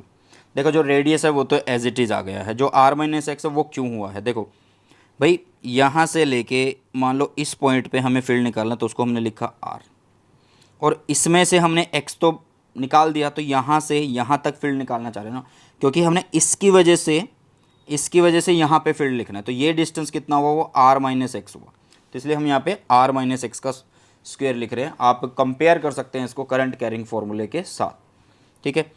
ये हो गया। अब ध्यान से सुनिएगा, मान लो जो पॉइंट पी है वो अगर बहुत ज़्यादा दूर हो, अगर आप लोगों के पास जो पॉइंट पी है वो बहुत ज़्यादा दूर हो जाए, बहुत ज़्यादा दूर हो जाए, तो यहाँ पे हम चीज़ों को नेगलेक्ट कर सकते हैं। और वो कौन सी चीज़ है जिसको आप नेगलेक्ट कर सकते हो, इसका मतलब ये हुआ कि अगर पॉइंट पी जो है अगर वो बहुत दूरी पे है, मतलब वेरी लार्ज डिस्टेंस पे है, कहाँ से, ओ से, तो इसका मतलब जो रेडियस है यार वो तो बहुत छोटा हो गया उस आर के कंपैरिजन में। यस, कॉमन सी बात है यार, आर तो बहुत ज़्यादा दूर ले गए और रेडियस उतने का उतने है, वो तो फिक्स है, तो इसलिए हम ये फॉर्मूला यूज़ कर लेंगे। और आप देखो एक्स भी छोटा हो गया है, क्योंकि जो एक्स था वो फिक्स्ड है, और बढ़ता जा रहा बढ़ता जा रहा भाई, बढ़ता जा रहा, आगे तक बढ़ गया है ऐसे, तो इसका मतलब एक्स भी छोटा हो गया और ए भी छोटा हो गया, तो इन दोनों को नेगलेक्ट करेंगे। और जैसे हम नेगलेक्ट करते हैं यहाँ से ए उड़ जाता है और यहाँ से एक्स उड़ जाता है, तो बचता क्या है, सिर्फ और सिर्फ आप लोगों के पास आर क्यूब, क्योंकि पावर 3/2 है। तो सेम वही फॉर्मूला है पीछे वाला, इस फॉर्मूले के अंदर सिर्फ हमने इस वाले पार्ट को क्या लिख दिया है बेटा जी, आर क्यूब लिख दिया है। अब ध्यान से देखना,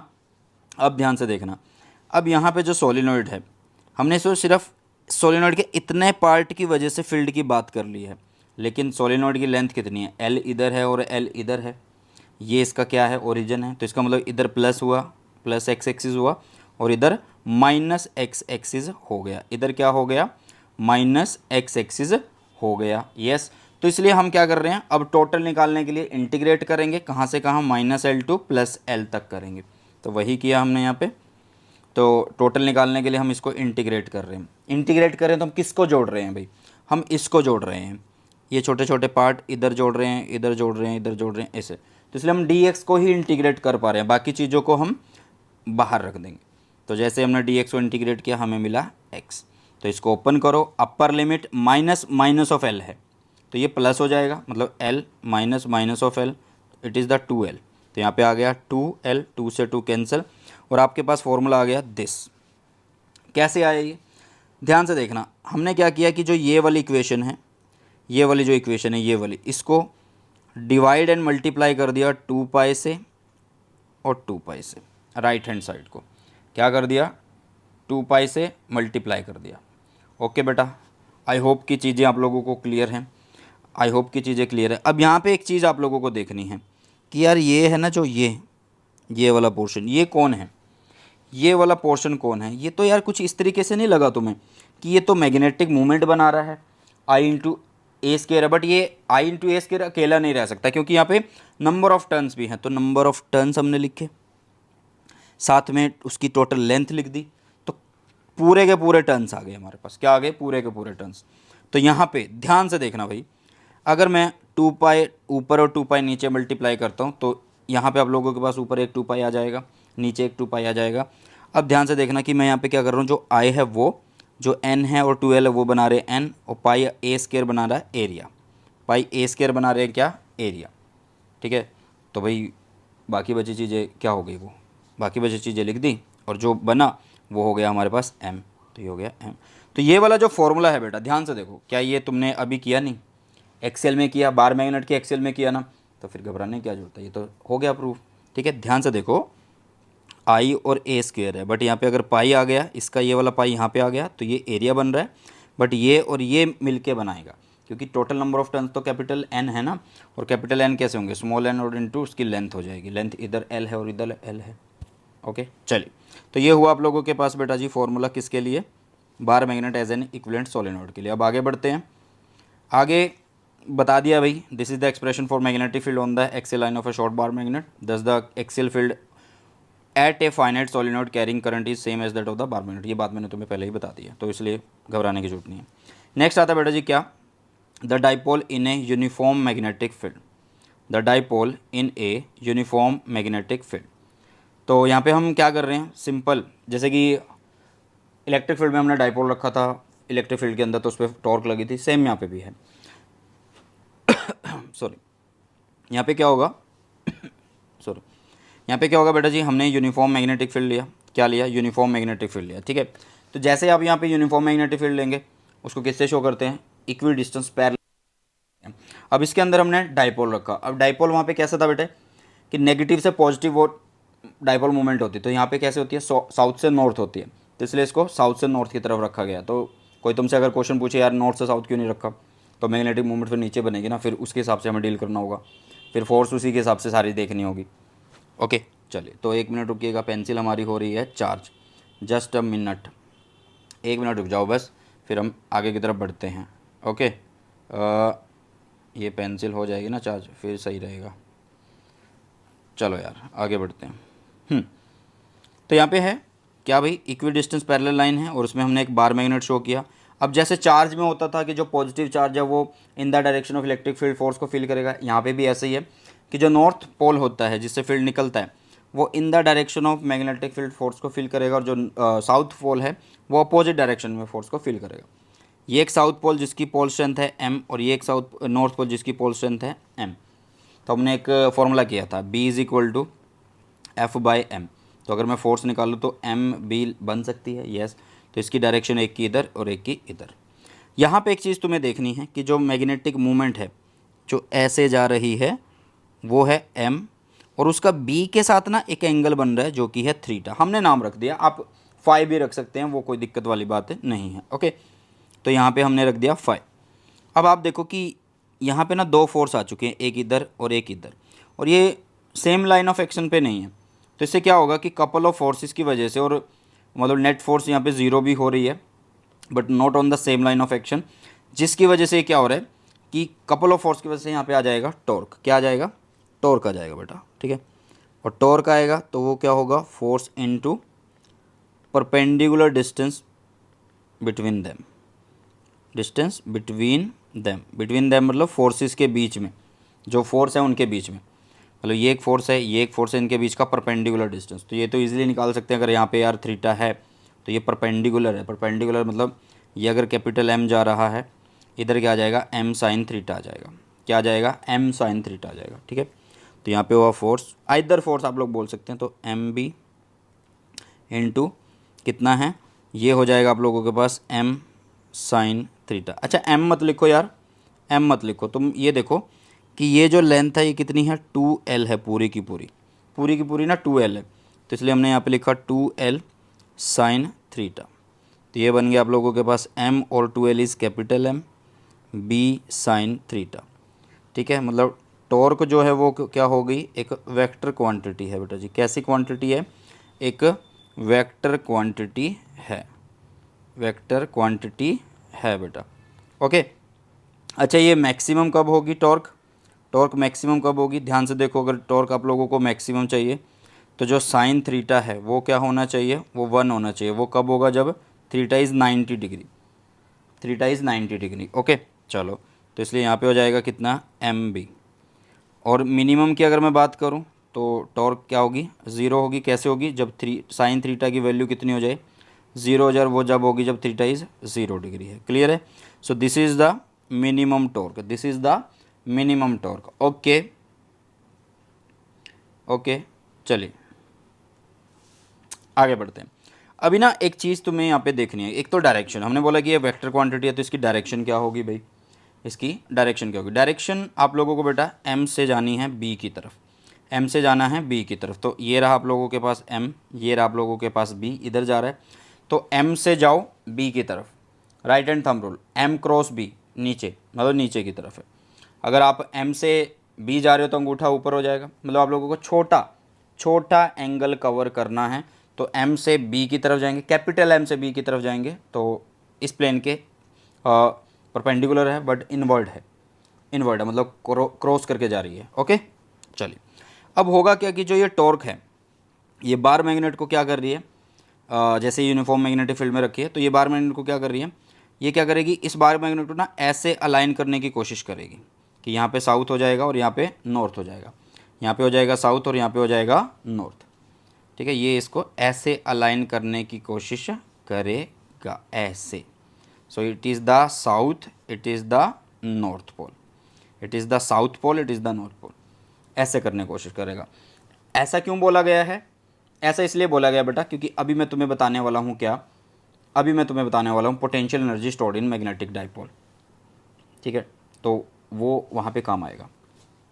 अब हम करने वाले हैं potential energy of a magnetic dipole in a uniform magnetic field. देखो अभी मैंने बोला ना कि जो मैग्नेटिक आप लोगों के पास फील्ड है, अरे जो मैग्नेटिक फील्ड है वो क्या कर रहा है, इस बार मैग्नेट को अलाइन करने की कोशिश करेगा in the direction of magnetic field, in the direction of magnetic field. तो पोटेंशियल एनर्जी को हम किस तरीके से जांचें, किस तरीके से नोट करें, वो बहुत सिंपल है। पोटेंशियल एनर्जी आप इस तरीके से बोल सकते हो, ध्यान से देखना कि भाई जब इसने इसको ऐसे अलाइन करने की कोशिश करी, बट हम एक्सटर्नल एजेंट की हेल्प से इसको वापस अपोजिट मूव करवाना चाहते हैं क्योंकि हमने पोटेंशियल एनर्जी चेक करनी है। तो जितना आपने अमाउंट ऑफ वर्क किया, amount of work done in rotating the magnetic dipole opposite to किसके, बी। देखो ये ऐसे है, इसको हम ऐसे करने की कोशिश करेंगे। फिर टॉर्क इसको ऐसे लाना चाहता है, हम इसको ऐसे घुमाना चाहते हैं, ठीक है। तो इसको करने में जो काम खर्च हो रहा है वो होगी हमारी एनर्जी। तो वर्क कैसे लिखा जाता है बेटा, वर्क यहाँ पे क्या लिखा जाएगा, यहाँ पे बहुत सिंपल है work, work done is simple, क्या, टॉर्क इनटू एंगुलर डिस्प्लेसमेंट, क्या होगा, टॉर्क इनटू एंगुलर डिस्प्लेसमेंट होगा। ओके चलो, टॉर्क इनटू एंगुलर डिस्प्लेसमेंट हो गया। तो वर्क डन इज व्हाट, मान लो आपने क्या किया, छोटी सी डिस्प्लेसमेंट करी, तो आप इसको बोलोगे वर्क डन हो गया छोटा सा, टॉर्क लिखी और छोटा सा ही फिर डिस्प्लेसमेंट इज डी थीटा। तो टॉर्क कैसे लिखी जाती है बेटा जी, टॉर्क लिखी जाती है एम बी साइन थीटा से लिखी जाती है। ओके अब आप क्या कर रहे हो कि इसको ना रोटेट करवा रहे हो किसी एक पोजीशन से किसी दूसरी पोजीशन तक, यस। तो हम इसको ना इंटीग्रेट कर रहे हैं दोनों साइड। तो D W is equal to M B sine theta D theta. तो कहाँ से कहाँ भाई, पहले काम 0 बाद में काम हो गया W, कहाँ से कहाँ, पहली पोजीशन θ1, दूसरी पोजीशन इज θ2। ओके अब ध्यान से देखना, अब जैसे dW की हमने इंटीग्रेशन करी तो वो बन गया भाई W, यहाँ पे M बाहर आ गया, B बाहर आ गया, इंटीग्रेशन हुआ किसका, साइन थीटा, क्योंकि बदल तो वही रहा है, M तो वैसी का वैसी है, B भी वैसी का वैसी है वहाँ पे। Okay so it is the θ1, it is the θ2। अब ध्यान से देखना कि आप लोग बोलोगे कि integration of sine is what. देखो यार डिफरेंशिएशन में क्या होता था कि साइन की अगर डिफरेंशिएशन करे तो वो कोस बन जाता था, बट कोस की अगर डिफरेंशिएशन करते तो वो माइनस साइन बन जाता था, यही था ना। तो अभी क्या होगा, इसमें रिवर्स होता है, जैसे वहाँ पे साइन की डिफरेंशिएशन करी तो प्लस कोस बना, बट यहाँ पे कोस बनेगा बट नेगेटिव बनेगा, तो minus cos theta, minus cos theta. तो यहाँ पे लिखेंगे हम minus cos theta and it is the θ1 θ2। तो W माइनस बाहर एम बी, और हमने लिमिट ओपन कर दी, upper limit minus lower limit, बहुत आसान है, upper limit minus lower limit, ठीक है। तो ये W जो है यही एनर्जी की तरह स्टोर्ड है, तो हमने लिखा U is equal to minus M B cos θ2 minus cos θ1। होना क्या चाहिए कि इनिशियली जो हमारा डाइपोल है उसमें कोई भी एनर्जी स्टोर्ड नहीं होनी चाहिए। इनिशियली हमारे डाइपोल में कोई भी एनर्जी स्टोर्ड नहीं होनी चाहिए इनिशियली। तो इसका मतलब जो θ1 है वो 90 डिग्री होना चाहिए, बिकॉज कोस θ1 अगर 90 है तो 90 कितना हो जाएगा, 0 हो जाएगा।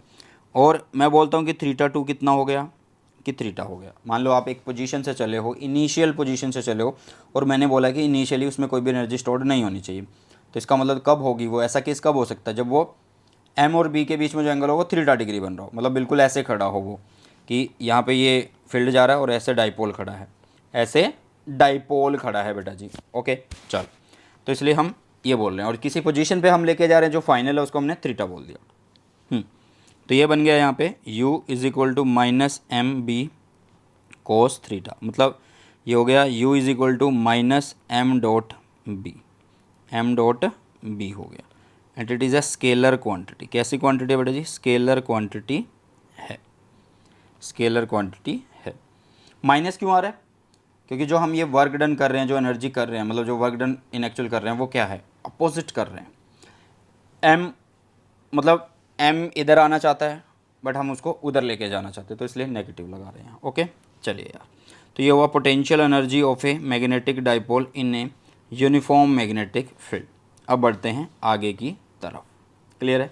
चलिए, नेक्स्ट आता है मैग्नेटिज्म एंड गोज लॉ। बहुत आसान है, बहुत ज़्यादा सिंपल है। कैसे करेंगे इसको? देखो देखो होता है क्या बेटा, इलेक्ट्रिक केस में तुमने पढ़ा होगा कि जो इलेक्ट्रिक फ्लक्स है phi through a close surface is equal to the total net charge Q enclose by the surface divided by epsilon naught. मतलब यह सिंपल है कि जैसे क्यू है, इससे फील्ड निकल रहा है, ठीक है, फील्ड इज़ द फ्लक्स हो गया, ठीक है, और इसको अगर मैं एनक्लोज करूँ तो वो क्या होगा, वो इसका इलेक्ट्रिक फील्ड का फॉर्मूला इस तरीके से गिवन होगा।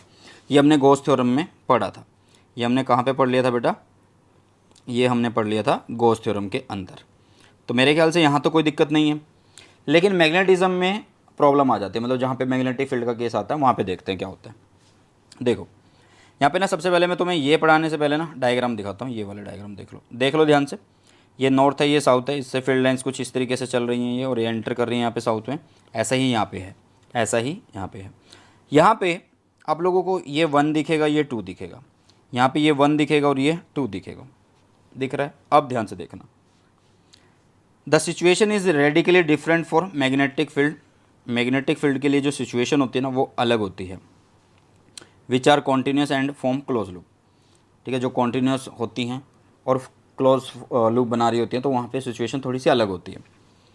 गॉसियन सरफेस अगर हम लें first and second in figure A and B, the number of magnetic field lines leaving the surface is balanced by the number of lines entering it. ठीक है, the net magnetic flux is 0 for both the surfaces. This is true for any close surface. कोई भी आप case consider कर लो। यहाँ पे करो तो जितनी लाइंस एंटर हो रही हैं उतनी ही आउट हो रही हैं। यहाँ पे देखो जितनी लाइंस एंटर हुई हैं उतनी ही आउट हो जाएंगी, जितनी ही लाइंस एंटर हुई थी उतनी ही आउट हो रही हैं। तो यहाँ पे जो ये वाला राइट हैंड साइड का पोर्शन होगा वो हो जाएगा 0। So that's why the integration of B dot D S हम कैसे लिखेंगे? यहाँ पे 0 लिखने वाले हैं, 0 लिखने वाले हैं। यहाँ पे क्यों लिखते हैं? क्योंकि यहाँ पे चार्ज इनक्लोज्ड है, यहाँ पे चार्ज इनक्लोज्ड है बेटा जी। क्लियर है? चलिए, यहाँ पे क्या है कि अगर आप इनक्लोज करते हो तो जितनी लाइनें एंटर कर रही हैं उतनी ही आउट हो रही है, तो जिसकी वजह से right hand side is 0। Right hand side is 0। अगर आप लिखना चाहते हो कि B dot D S is equal to जो एनक्लोज होना था वो जितना एंटर हो उतना ही आउट हो रहा है, तो इसलिए ये 0 हो गया। ओके, चलिए, क्योंकि नेट मैग्नेटिक फ्लक्स हो गया 0। ये डायग्राम है, इसको एक बार देख लीजिएगा। नेक्स्ट पढ़ते हैं कुछ इंपॉर्टेंट टर्म जो कि बहुत ज़्यादा ज़रूरी है आप लोगों के लिए। ठीक है, जैसे कि मैग्नेटिक इंडक्शन आता है बेटा जी। मैग्नेटिक इंडक्शन होता क्या है? इसको ना हम थोड़ा सा पहले पढ़ चुके हैं चैप्टर नंबर 4 के अंदर, जिसमें हम फोर्स के बारे में बात कर रहे थे। जैसे देखिए ध्यान से, the number of magnetic line of force inside a magnetic substance crossing per unit area normal to their direction is called the magnetic induction और magnetic flux density inside the substance. आप लोग देखो, कोई एक सब्सटेंस है, उसके अंदर से क्या पास हो रहा है? Number of magnetic line of force, मतलब मैग्नेटिक फील्ड लाइंस की बात कर रहा है। Inside a magnetic substance, magnetic substance मतलब उसके अंदर यार एक मैग्नेटिक सब्सटेंस है, तो उसके पास फील्ड होगी, मैग्नेटिक फील्ड होगी, उसमें एक एरिया ऑफ क्रॉस सेक्शन आपने कट कर लिया। ठीक है, तो कितनी number of magnetic field lines cross हो रही हैं उसी डायरेक्शन में, जिस डायरेक्शन में मैग्नेटिक फील्ड है, वो होता है मैग्नेटिक फील्ड इंडक्शन। वो होता है मैग्नेटिक फील्ड इंडक्शन। इसको किससे डिनोट करते हैं? इसको डिनोट करते हैं कैपिटल बी से। ठीक है, इसकी जो यूनिट होती है वो टेस्ला होती है, या फिर आप बोल सकते हो weber per metre square, weber per metre square. CGS में अगर हम यूनिट की बात करें तो वो गोज होती है, and 1 weber per metre square होता है 1 टेस्ला, एंड 1 टेस्ला को बोला जाता है 10⁻⁴ गोज। ये सारी की सारी चीज़ें, ये बेसिक चीज़ें हम ऑलरेडी चैप्टर 4 में बहुत डिटेल में पढ़ चुके हैं। सो आप लोगों को घबराने की ज़रूरत नहीं है कि सर ने ये चीज़ें फटाफट करवा दी हमें। आसान है, डेफिनेशन आप लोगों को करनी है। ठीक है, चलिए यार आगे बढ़ते हैं। नेक्स्ट आता है इंटेंसिटी ऑफ मैग्नेटाइजेशन। इसका मतलब क्या है? सबसे पहली बात ना, इसको हम बोलते हैं आई से। होता क्या है, थोड़ा सा ध्यान से सुनिएगा। It is defined as the magnetic movement per unit volume of the magnetise substance.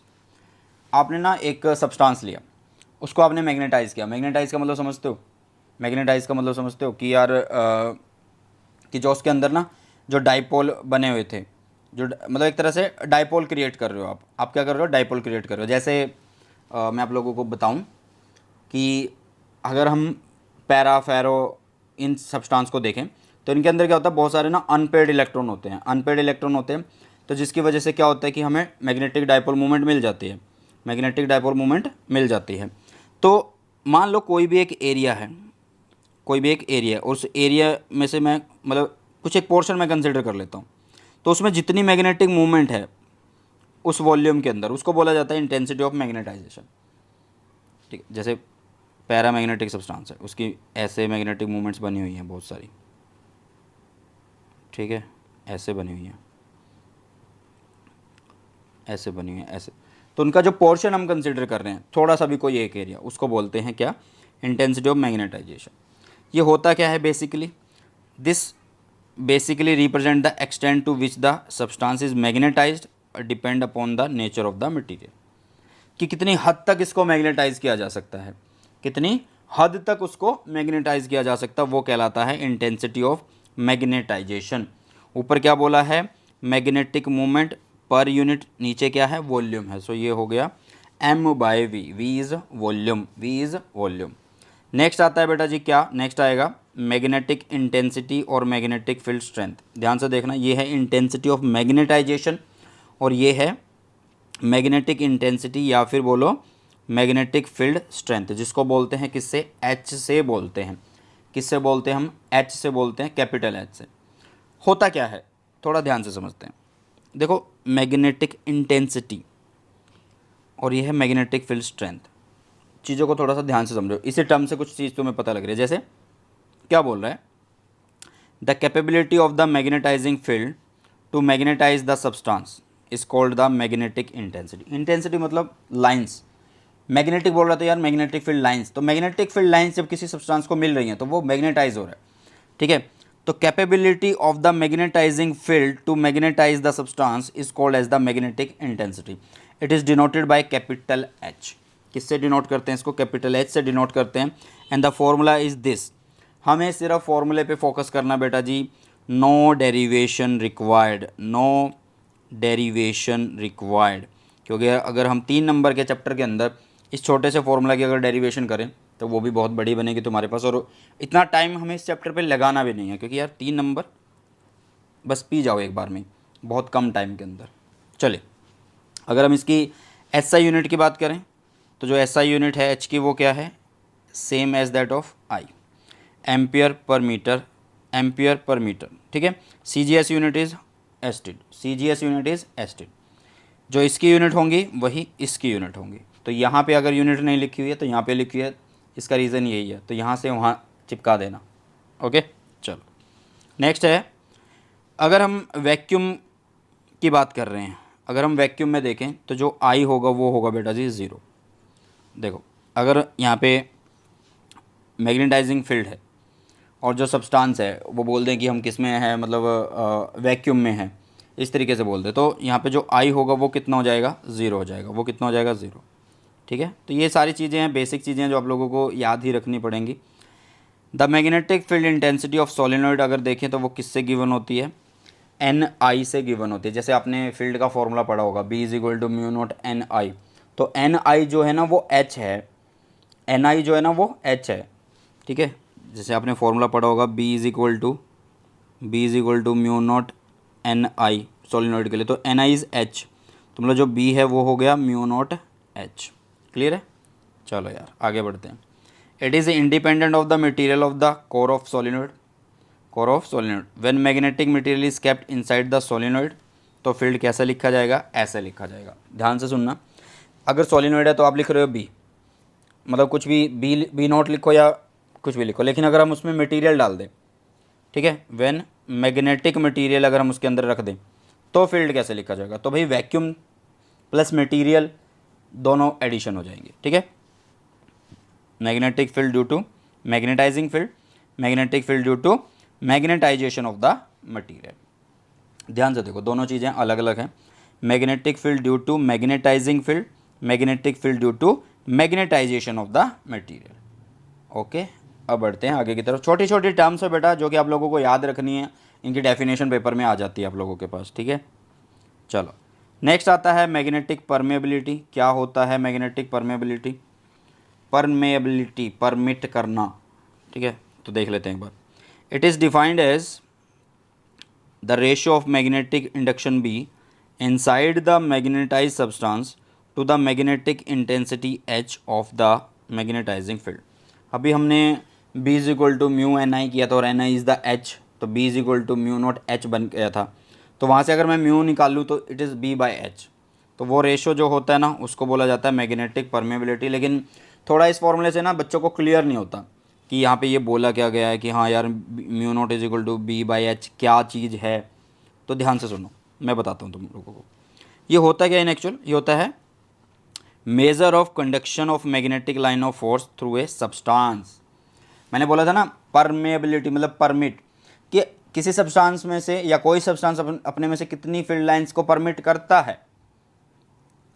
Okay, तो वो होता है measure of conduction of magnetic line of force through a substance. Okay, इसकी ऐसा यूनिट पढ़ लीजिएगा, वेबर, नीचे आएगा एम्पियर मीटर। मतलब आप ऐसे बोल सकते हो tesla metre ampere inverse, tesla metre ampere inverse. Next आता है रिलेटिव मैग्नेटिक परमेबिलिटी। यहाँ पे जो है वो है मैग्नेटिक परमेबिलिटी, यहाँ पे है रिलेटिव मैग्नेटिक परमेबिलिटी। ये होता क्या है, जैसे आपने पढ़ा हो डाइलेक्ट्रिक कांस्टेंट, क्या पढ़ा हो, डाइलेक्ट्रिक कांस्टेंट पढ़ा हो। और ये डाइलेक्ट्रिक कांस्टेंट हमने किस चैप्टर में पढ़ा था, फर्स्ट चैप्टर में पढ़ा था, इलेक्ट्रिक चार्जेस एंड फील्ड के अंदर पढ़ा था ना। तो वैसा ही कुछ है यहाँ पे भी। देखो यार, it is the ratio of the magnetic permeability mu of the substance to the magnetic permeability of the free space. ये एक रेशियो होता है किसका, कि परमेबिलिटी किसकी आए ऊपर मीडियम की, नीचे आ जाए परमेबिलिटी किसकी, वैक्यूम की। ओके, और देखो ऊपर भी परमेबिलिटी है नीचे भी परमेबिलिटी, तो ये एक प्योर रेशियो है। तो ये क्या है, एक प्योर रेशियो है बेटा जी, ठीक है, मतलब डायमेंशनलेस आप इसको बोल सकते हो। अगर हम वैक्यूम की बात करें तो मैग्नेटिक फील्ड और जो आपका इलेक्ट्रिक फील्ड था उसमें भी आपका जो एप्सिलॉन आर होता था, रिलेटिव परमिटिविटी जो होती थी वो 1 होती थी।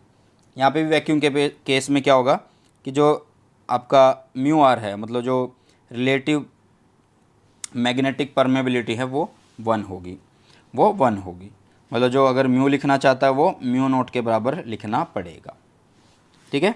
चलो इसकी और डेफिनेशन अगर आप लोगों को करनी है तो वो भी है सिंपल, देखिए mu r can also be defined as ratio of the magnetic field B, किसका, magnetic field B in the substance when placed in a magnetic field B naught. ध्यान से देखो, आपके पास ना एक सब्सटेंस है, आपके पास एक सब्सटेंस है और उस सब्सटेंस का एक अपना मैग्नेटिक फील्ड है, और वो मैग्नेटिक फील्ड कब है, जब उसको किसी मैग्नेटिक फील्ड बी नोट में रखा जाता है। तो बी बाय बी नोट का जो रेशो है, बी बाय बी नोट का जो रेशो है वो कहलाता है क्या, रिलेटिव मैग्नेटिक परमेबिलिटी।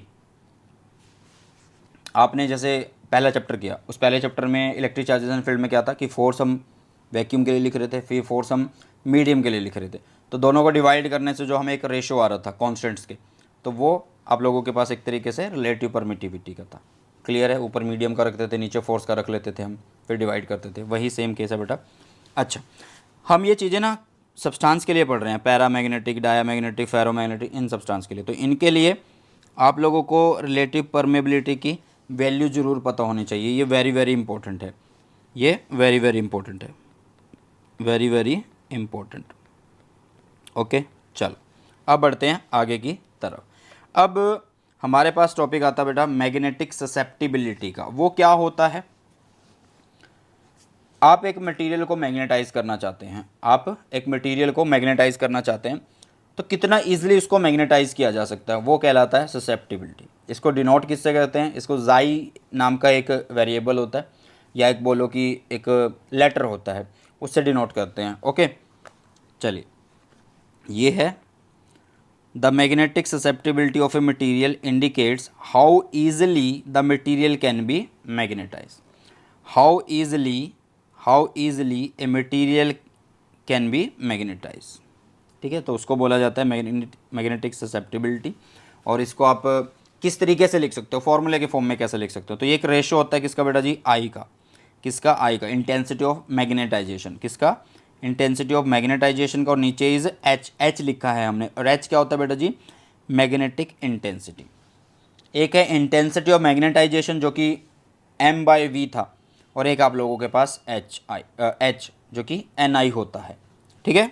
चलिए, ये कैसी क्वांटिटी है, ये एक स्केलर क्वांटिटी है जिसकी ना तो कोई यूनिट होती है और ना ही डायमेंशन होती है, ना ही कोई यूनिट और ना ही कोई डायमेंशन होती है। ओके, अब बढ़ते हैं आगे की तरफ। नेक्स्ट आता है हमारे पास क्या, बहुत ज़्यादा सिंपल है, relation between mu are and chi m, relation between mu are and chi m है, जाई एम बोलो यार, साई एम बोलो, ठीक है, साई एम बोल सकते हो आप, इनके बीच का रिलेशन है। इसके रिलेशन करने के लिए ना हम एक सिंपल सा तरीका करते हैं, जैसे हम एक करंट कैरिंग टोरॉइड लेते हैं। अब करंट कैरिंग टोरॉइड कैसे होता है, सर्कुलर फॉर्म में होता है, कोई कोर होता है, उसके ऊपर वायर लपेटी होती है, वाउंड करी होती है, ठीक है। तो यहाँ पे देखिए, consider a current carrying toroid having core material of relative permeability mu R, उसकी रिलेटिव परमेबिलिटी कितनी है, म्यू आर है। The total magnetic flux density in the material is given by, ये बहुत सिंपल है। जैसे यार ये एक सोलिनॉइड की तरह हो गया कि सोलिनॉइड के अंदर ना मटेरियल ठूस दिया, तो उसमें क्या है कि भाई एक तो वैक्यूम की वजह से फील्ड हो गया, दूसरा मीडियम की वजह से हो गया, तो B0 और BM हमने लिख दिया, ठीक है। यार एक तो सिंपल है, करंट जा रहा है कोयल के अंदर तो वो फील्ड बना रहा है, तो वो हो गया B0, और दूसरा कोर को क्या कर रहे हैं, वो मैग्नेटाइजेशन, मतलब मैग्नेटाइज हो रहा है बार बार, उसकी वजह से फील्ड बन रहा है, तो वो BM हो गया, ठीक है।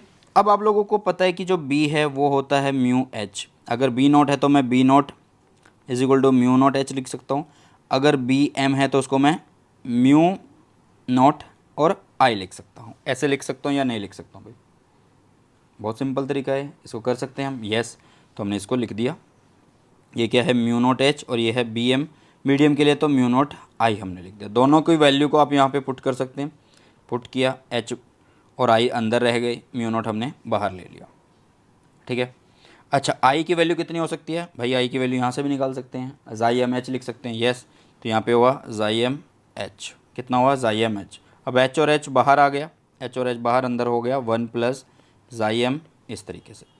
अब जो बी है वो कौन है भाई, बी एक टोरॉइड की बात कर रहे हैं जिसके अंदर कोर हमने लिया हुआ है, तो आप एक मीडियम की बात करो तो मीडियम मतलब mu is equal to mu naught mu R लिख सकते हो। तो इसलिए हमने इस बी का जो फील्ड लिखना चाहा, मतलब इस बी के लिए जो हमने फॉर्मूला लिखना चाहा वो किस तरीके से लिखा जाएगा, B is equal to mu H.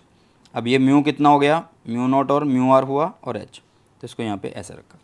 तो जो चीज़ कॉमन है बेटा उसको कट किया, बाकी बचा हमारे पास दिस। तो this is the relation between the mu are and chi M, mu are and chi M के बीच का ये रिलेशन है। ओके, सो आई होप कि ये सारी की सारी चीज़ें तुम्हें अच्छे से समझ में आ गई हैं। ओके, देखो घबराना नहीं है, बहुत सिंपल है, आसान आसान सी यहाँ पे डेफिनेशन आप लोगों के लिए। ओके चलो अब पढ़ते हैं आगे। अब आगे ना पढ़ने से पहले मैं तुम्हें ना कुछ पॉइंट्स बताता हूँ। मैग्नेटिक मूवमेंट किसी भी एटम, अब जैसे एटम होता है, एटम के अंदर क्या होता है, इलेक्ट्रॉन न्यूक्लियस के चारों ओर घूम रहे होते हैं, यस। अगर इलेक्ट्रॉन घूम रहा है तो वो करंट बनाएगा। मान लो अगर इलेक्ट्रॉन ऐसे घूम रहा है तो करंट कैसे बनेगा, ऐसे बनेगा। और जब वो एक तरह से करंट कैरिंग लूप बना रहा है, और करंट कैरिंग लूप बना रहा है तो उसका एक अपना मैग्नेटिक मूवमेंट होता है, यस। तो कहने का मतलब कि जो मैग्नेटिक मूवमेंट है किसी एक एटम का, वो किसकी वजह से होगा, एक तो ऑर्बिटल मोशन ऑफ इलेक्ट्रॉन की वजह से होगा, दूसरा जो इलेक्ट्रॉन है ना वो खुद भी स्पिन कर रहा होगा, अपने एक्सिस पे भी तो चल रहा होगा भाई, ऐसे जैसे अर्थ घूमता है अपने एक्सिस पे भी, ठीक है, और चक्कर भी लगा रहा होता है ना, ठीक है। तो यहाँ पे वही केस है कि मैग्नेटिक मूवमेंट जो है भाई वो दो तरीके से हो रहा है, एक तो किसकी वजह से, ऑर्बिटल मोशन ऑफ इलेक्ट्रॉन की वजह से, दूसरा spin angular moment of electron की वजह से। अब न्यूक्लियस भी तो साथ के साथ चल रहा है, मतलब आप ऐसे बोल सकते हो कि न्यूक्लियस के अंदर चार्ज पार्टिकल है, न्यूक्लियस के अंदर क्या है, चार्ज पार्टिकल है। अब न्यूक्लियस के अंदर चार्ज पार्टिकल है तो उनकी वजह से भी मैग्नेटिक मूवमेंट होगी, बट उसको हम इतना कंसिडर नहीं करते हैं, वो बहुत ज़्यादा स्मॉल होती है। मैग्नेटिक मूवमेंट किसकी वजह से, न्यूक्लियस की वजह से, और वो कैसी होती है, वेरी वेरी स्मॉल होती है, तो उसको हम कंसिडर नहीं करते हैं बेटा जी। अगर तुमसे पूछा जाए कि इनमें मेजर कौन सी होती है भाई मैग्नेटिक मोमेंट, तो आप बोलोगे ऑर्बिटल मोशन ऑफ इलेक्ट्रॉन जो होती है ना, वो मेजर मैग्नेटिक मोमेंट मानी जाती है एटम्स के अंदर। ठीक है, अब होता है क्या ना कि ज़रूरी नहीं है कि यार सब में हमें ऑर्बिटल मोशन ऑफ इलेक्ट्रॉन मिल जाए। आपको पता होगा कि जो ऑर्बिटल मोशन होता है उसके अंदर, मतलब ऑर्बिटल जो होता है उसके अंदर दो इलेक्ट्रॉन, एक क्लॉकवाइज एक एंटी क्लॉकवाइज। तो ऐसे पेयर में अगर बहुत सारे बन गए और उनमें इवन नंबर ही हुए, तो वहाँ पे तो इसका मतलब क्या होगा कि मैग्नेटिक मूवमेंट आप लोगों को ज़ीरो मिल गई ना। ठीक है, तो वही केस है। In atoms of some elements the magnetic movement of electron get cancelled in pairs. एक मोशन अगर ऐसे चल रहा है क्लॉकवाइज, एक एंटी क्लॉकवाइज चल रहा है, तो एक की मैग्नेटिक मूवमेंट ऊपर आएगी, एक की नीचे आएगी, तो वो कैंसिल हो जाएगी। तो इसलिए ऐसे सब्सटेंस को बोला जाता है डायामैग्नेटिक सब्सटेंस। समझ में आया अब? ठीक है, और कुछ के अंदर ऐसा नहीं होता, कुछ के अंदर ऐसा नहीं होता, और वो सब्सटेंस कहलाते हैं क्या? पैरामैग्नेटिक या फिर फेरोमैग्नेटिक। पैरामैग्नेटिक या फिर फेरोमैग्नेटिक, आगे हम बात करेंगे। और इनके अंदर क्या होता है बेटा जी? ज़्यादा अनपेयर्ड इलेक्ट्रॉन होते हैं। जो पैरा होता है उसमें अनपेयर्ड इलेक्ट्रॉन मिलेंगे, बट फेरो में उससे ज़्यादा मिलेंगे। ये डिफरेंस होता है बहुत बड़ा। और एटॉमिक डाइपोल जो बनते हैं उनकी नोटेशन कुछ इस तरीके से होती है।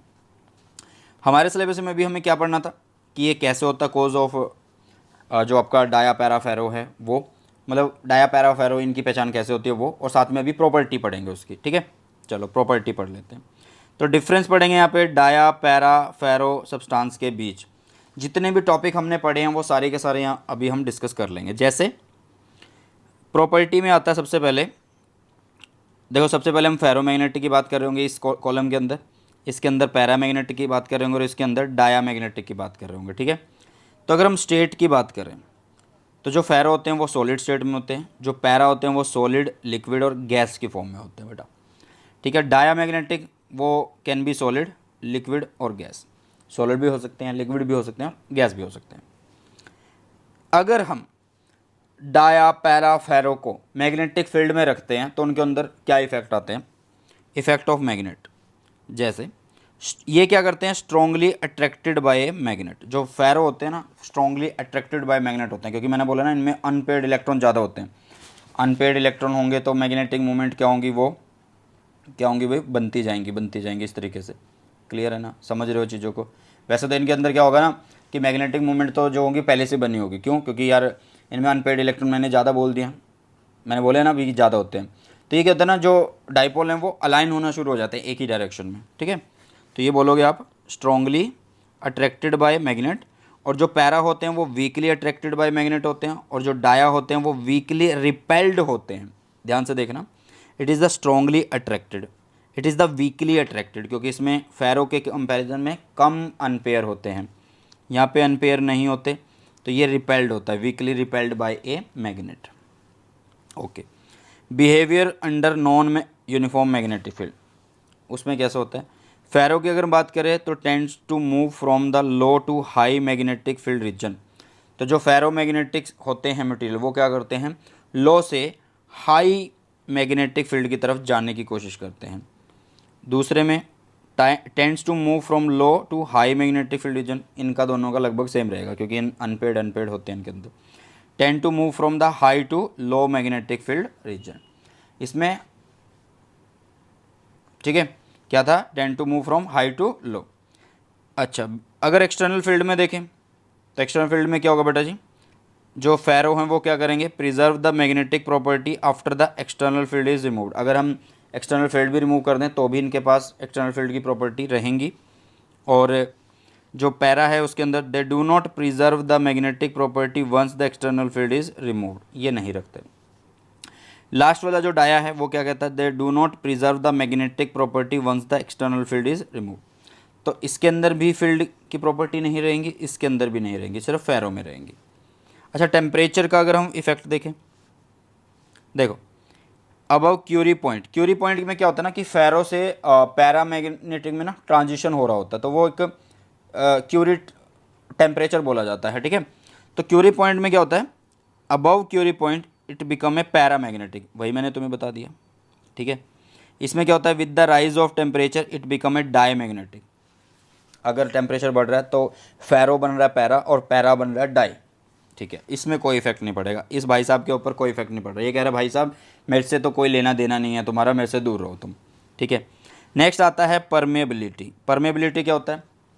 Very high. परमेबिलिटी क्या होता है कि अपने में से कितना मैग्नेटिक फील्ड लाइंस कंडक्ट होने देते हैं ये स्लाइटली ग्रेटर देन यूनिटी होता है और ये स्लाइटली लेस देन यूनिटी होता है। ये कौन सा है? डाया, ये पैरा और ये फेरो, ठीक है। ससेप्टिबिलिटी, ससेप्टिबिलिटी अभी हमने पढ़ा था, देखो यहाँ पे पढ़ा था ससेप्टिबिलिटी, ये रहा। ये क्या करता है? Magnetic susceptibility indicate how easily magnetize, इसको कितना इजीली मैग्नेटाइज किया जा सकता है, ठीक है। तो भाई ये भी सिंपल है। वेरी हाई एंड पॉजिटिव, जो ससेप्टिबिलिटी होती है वो वेरी हाई होती है इसकी, और ये पॉजिटिव होता है। इसकी स्लाइटली ग्रेटर देन यूनिटी होती है और पॉजिटिव होती है, और इसकी slightly less than unity and negative होती है। नेगेटिव क्यों? मतलब इसको ईजिली मैग्नेटाइज नहीं किया जा सकता है, ईजिली मैग्नेटाइज नहीं किया जा सकता। एग्जाम्पल है बेटा, ये पढ़ लेना, आयरन निकल कोबाल्ट हो गए किसके? फेरोमैग्नेटिक के। पैरा में आ गया आपका lithium and tantalum, and dia में आपका कॉपर, सिल्वर एंड गोल्ड आ चुका है, ठीक है। तो ये हुआ आपका डाया, पैरा, फेरो सब्सटेंस। आपका जो ये चैप्टर है 3 नंबर के अकॉर्डिंग है, बढ़िया वाली आप लोगों की रिवीजन करवा रहा हूँ, तो यहाँ से पढ़ना शुरू करना और ये अच्छे से पढ़ लेना, बहुत काम आएगा ये। चलो यार आगे बढ़ते हैं। नेक्स्ट आता है अर्थ मैग्नेटिज्म। देखो ये माना जाता है ना कि यार अर्थ जो है ना एक ह्यूज मैग्नेट की तरह बिहेव करता है। इसके लिए बहुत सारी थ्योरी है कि अर्थ जब घूमता है तो उसके अंदर, मतलब कोर के अंदर बहुत सारा मैग्नेटिक मटेरियल पड़ा है, मतलब बहुत सारा एक तरह से आयरन पड़ा है, उसके अंदर इलेक्ट्रॉन होंगे, मतलब मेटल पार्ट्स पड़े हुए हैं। मेटल पार्ट्स नहीं, मतलब बहुत सारी एक मेटल का जैसे मटेरियल पड़ा हुआ है और उसके अंदर इलेक्ट्रॉन है। जैसे अर्थ घूमती है तो उसके साथ वो इलेक्ट्रॉन भी घूमते हैं और उससे करंट बनता है, करंट से मैग्नेटिक फील्ड बनता है। इस तरह की बहुत सारी थ्योरी हैं। और एक थ्योरी और है कि ये बोला जाता है कि अर्थ के अंदर एक बहुत बड़ा मैग्नेट लगा हुआ है, ठीक है। तो वही चीज़ हम यहाँ पे समझने की कोशिश करते हैं और उसी बेस पे जो है हम ये पूरा का पूरा अर्थ मैग्नेटिज्म का टॉपिक पढ़ने वाले हैं, ठीक है। सबसे पहले हमने यहाँ अर्थ देखी, ये अर्थ है और अर्थ का जो ये है एक्सिस ऑफ रोटेशन, भाई ये क्या है? एक्सिस ऑफ रोटेशन है, ठीक है। अब अर्थ पे ना अपना एक पोल होगा जिसको हम बोलेंगे जियोग्राफिकल पोल। अगर साउथ होगा तो उसको जियोग्राफिक साउथ बोलेंगे, और एक अगर नॉर्थ होगा तो उसको जियोग्राफिकल नॉर्थ बोलेंगे, ठीक है। तो ये वाला जो पोल है इसको हमने बोल दिया जियोग्राफिकल नॉर्थ पोल, और ये वाला जो पोल है इसको हमने बोला जियोग्राफिकल साउथ पोल है, ओके। मैंने बोला ना कि ये माना गया है कि अर्थ के अंदर एक बहुत बड़ा ह्यूज मैग्नेट रखा हुआ है। बट ध्यान से सुनना, हमने ना मैग्नेट की एक प्रॉपर्टी पढ़ी थी कि मैग्नेट हमेशा अर्थ के नॉर्थ में नॉर्थ अटकता है, मैग्नेट का नॉर्थ अटकता है, और मैग्नेट का जो साउथ होता है वो अर्थ के साउथ में अटकता है। बट सेम पोल तो रिपेल करते हैं। ऐसा क्यों हो रहा है? ऐसा इसलिए हो रहा है क्योंकि जो मैग्नेट है वो इस तरीके से पड़ा हुआ है बेटा अंदर की तरफ। अगर ये नॉर्थ पोल है तो यहाँ पे साउथ पोल पड़ा है, और ये अगर क्या है? साउथ पोल है, तो उस मैग्नेट का यहाँ पे नॉर्थ पोल है, मतलब उल्टे हैं अंदर, उल्टे हैं। अगर हम अंदर के हिसाब से देखें तो जो साउथ है नॉर्थ, जो नॉर्थ है वो साउथ है, जो साउथ है वो नॉर्थ है, ठीक है। चलो यार, तो ये होता है आपका एक्सिस ऑफ रोटेशन। अब ध्यान से सुनना, अब क्या हो रहा है ना, इस मैग्नेट के अंदर से हम एक लाइन पास करा रहे हैं जिसको हम क्या बोल रहे हैं? जिसको हम बोल रहे हैं मैग्नेटिक एक्सिस बोलेंगे। क्या बोलेंगे? मैग्नेटिक एक्सिस, ठीक है। इसका जो पोल है उसको बोलते हैं मैग्नेटिक पोल। अगर ये नॉर्थ है अंदर तो इसको नॉर्थ बोलेंगे, अगर ये साउथ है तो हम इसको साउथ बोलेंगे। अब ध्यान से सुनना कि जो आप लोगों का एक्सिस ऑफ रोटेशन है वो, और जो इस मैग्नेट का एक्सिस है, तो उनके बीच में एंगल जो होता है ना वो 11.5 डिग्री का होता है।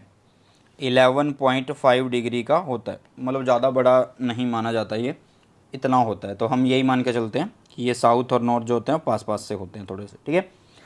अच्छा एक बात और कि यहाँ पे जो मैग्नेटिक फील्ड की वैल्यू है अर्थ पे, प्लेस टू प्लेस जो वो वेरी करती है, its strength varies place to place, okay.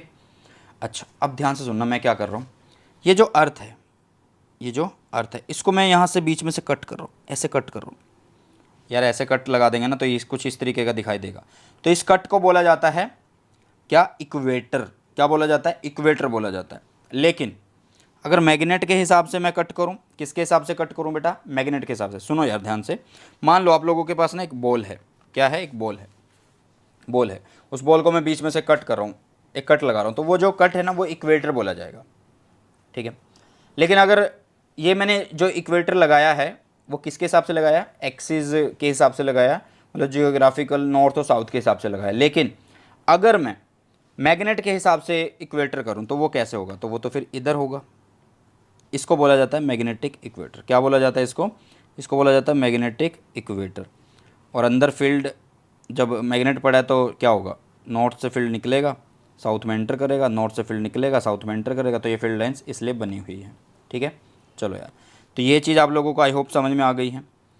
अब यहाँ पे ना मैं एक चीज़ कर रहा हूँ, कुछ वैल्यूज़, कुछ मतलब चीज़ें हम यहाँ पे पढ़ रहे होंगे, जैसे कि मैग्नेटिक मेरिडियन पढ़ेंगे, जियोग्राफिक मेरिडियन पढ़ेंगे। होता क्या है, हम क्या कर रहे हैं ना, एक प्लेन लेते हैं, प्लेन मतलब जैसे कि एक पेज ले लो या कॉपी ले लो, एक शीट ले लो बड़ी, और उसको ना पास कर रहे हैं। कहाँ से पास कर रहे हैं, देखो, vertical plane passing through the magnetic axis is called the magnetic meridian.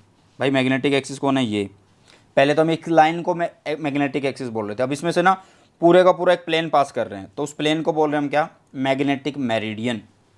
Okay, geographic meridian का मतलब है कि जियोग्राफिक एक्सिस में से जब हम प्लेन पास करें, ठीक है, a vertical plane passing through the geographic axis is called geographic meridian. Simple हो गया। आपने क्या किया, एक प्लेन इधर पास किया जो आपका एक्सिस था, और एक प्लेन इधर पास किया जो आपका मैग्नेटिक एक्सिस था, उनके बीच में एक एंगल आ जाएगा ऐसे। ठीक है, जैसे कि आप लोगों को यहाँ पे शो हो रहा है, 1 मिनट में दिखा देता हूँ आप लोगों को। ये आप लोगों को शो हो रहा है कि एक प्लेन तो भाई साहब ये हो गया, दूसरा प्लेन हमने ये पास कर दिया, और इन दोनों के बीच में एक एंगल भी आ गया, एक दोनों के बीच में एक एंगल भी आ गया। क्लियर है। अच्छा, अब ध्यान से देखना यार कि जो आपने प्लेन पास किया ना, इसमें से तो सारा फील्ड तो उसी के एक्सिस पे होगा ना, मतलब उसी प्लेन पे फील्ड होगा। यार एक सिंपल सी बात है, जैसे कि ये एक मोबाइल है, ठीक है, सोने का मोबाइल है ये, हाँ ये एक मोबाइल है, ये प्लेन है, मतलब ये मैग्नेटिक मेरिडियन है, तो इस मैग्नेटिक मेरिडियन में क्या है, फील्ड तो सारा यहीं का यहीं है। तो इधर एक एक्सिस होगा जिसको मैं बोलूँगा क्या, कुछ भी हॉरिजॉन्टल, इसको बोलूँगा मैं वर्टिकल। ठीक है, तो ये ऐसा ही किया हमने यहाँ पे भी कि जो ये मैग्नेटिक मेरिडियन है, ये हमारा मैग्नेटिक मेरिडियन है, तो यहाँ पे बोला कि ये इसका वर्टिकल कंपोनेंट है मैग्नेटिक फील्ड का, और ये है हॉरिजॉन्टल कंपोनेंट, ये हॉरिजॉन्टल ये वर्टिकल, और जो रिजल्टेंट होगा वो इधर होगा। ठीक है, चलो यार, अब ना ध्यान से देखना कि आप लोगों ने जियोग्राफिक मेरिडियन भी पढ़ लिया और मैग्नेटिक मेरिडियन भी पढ़ लिया, लेकिन 2 टर्म यहाँ पे अभी भी पेंडिंग है। वो कौन कौन सी है, मैग्नेटिक डिक्लिनेशन और एंगल ऑफ डिप। सबसे पहले देखो कि एंगल ऑफ डिप है डेल, वो किस किस के बीच में है, वो है बेटा जी जो आप लोगों का टोटल मैग्नेटिक फील्ड है वो, और जो आपका हॉरिजॉन्टल कंपोनेंट ऑफ फील्ड है वो, उनके बीच का जो एंगल है वो है डेल। ठीक है, अच्छा, इन दोनों प्लेन के बीच में जो एंगल है वो है अल्फा, और उसको बोला जाता है मैग्नेटिक डिक्लिनेशन। तो सिंपल हो गया। देखो मैग्नेटिक डिक्लिनेशन क्या है, the smaller angle subtended between the magnetic meridian and geographic meridian, मतलब दोनों प्लेन के बीच में जो एंगल बन रहा है वो कहलाता है मैग्नेटिक डिक्लिनेशन। ठीक है, और जो स्मॉल एंगल है किस किस के बीच में, smaller angle subtended between the magnetic axis and horizontal line, ये है ना मैग्नेटिक एक्सिस का जो फील्ड है टोटल वो, और एक हॉरिजॉन्टल लाइन के बीच में जो एंगल है वो कहलाता है क्या, मैग्नेटिक डिप या इंक्लिनेशन बोलते हैं, जिसको डेल से शो करते हैं। जिसको किससे शो करते हैं बेटा जी, डेल से शो करते हैं। क्लियर हैं चीज़ें। चलो यार, अब आप लोगों को ये चीज़ें समझ में आ गई होगी। ओके, अब हमें एक छोटा सा टॉपिक करना है, उसके बाद हमारा टॉपिक लगभग ख़त्म हो जाएगा। ठीक है, बाकी तो छोटी छोटी सी चीज़ें हैं वो आप लोगों को याद कर लेनी है। ठीक है, देखो यार आगे बढ़ते हैं। हाँ, हॉरिजॉन्टल और वर्टिकल कंपोनेंट निकालेंगे किसके, अर्थ के मैग्नेटिक फील्ड के। देखो जब जैसे अभी हमने एक फिगर देखा, इसके अंदर एक कंपोनेंट हमने बनाया वर्टिकल और एक बनाया ये, तो क्या आपको पता है कि जो ये वाला कंपोनेंट है ये बी कोस डेल बन गया, और ये बी साइन डेल बन गया। तो यही चीज़ें हमने पहले यहाँ पे लिख दी कि उस फिगर से हमें पता लगा है कि जो बी है रिजल्टेंट बी वो कैसे आएगा।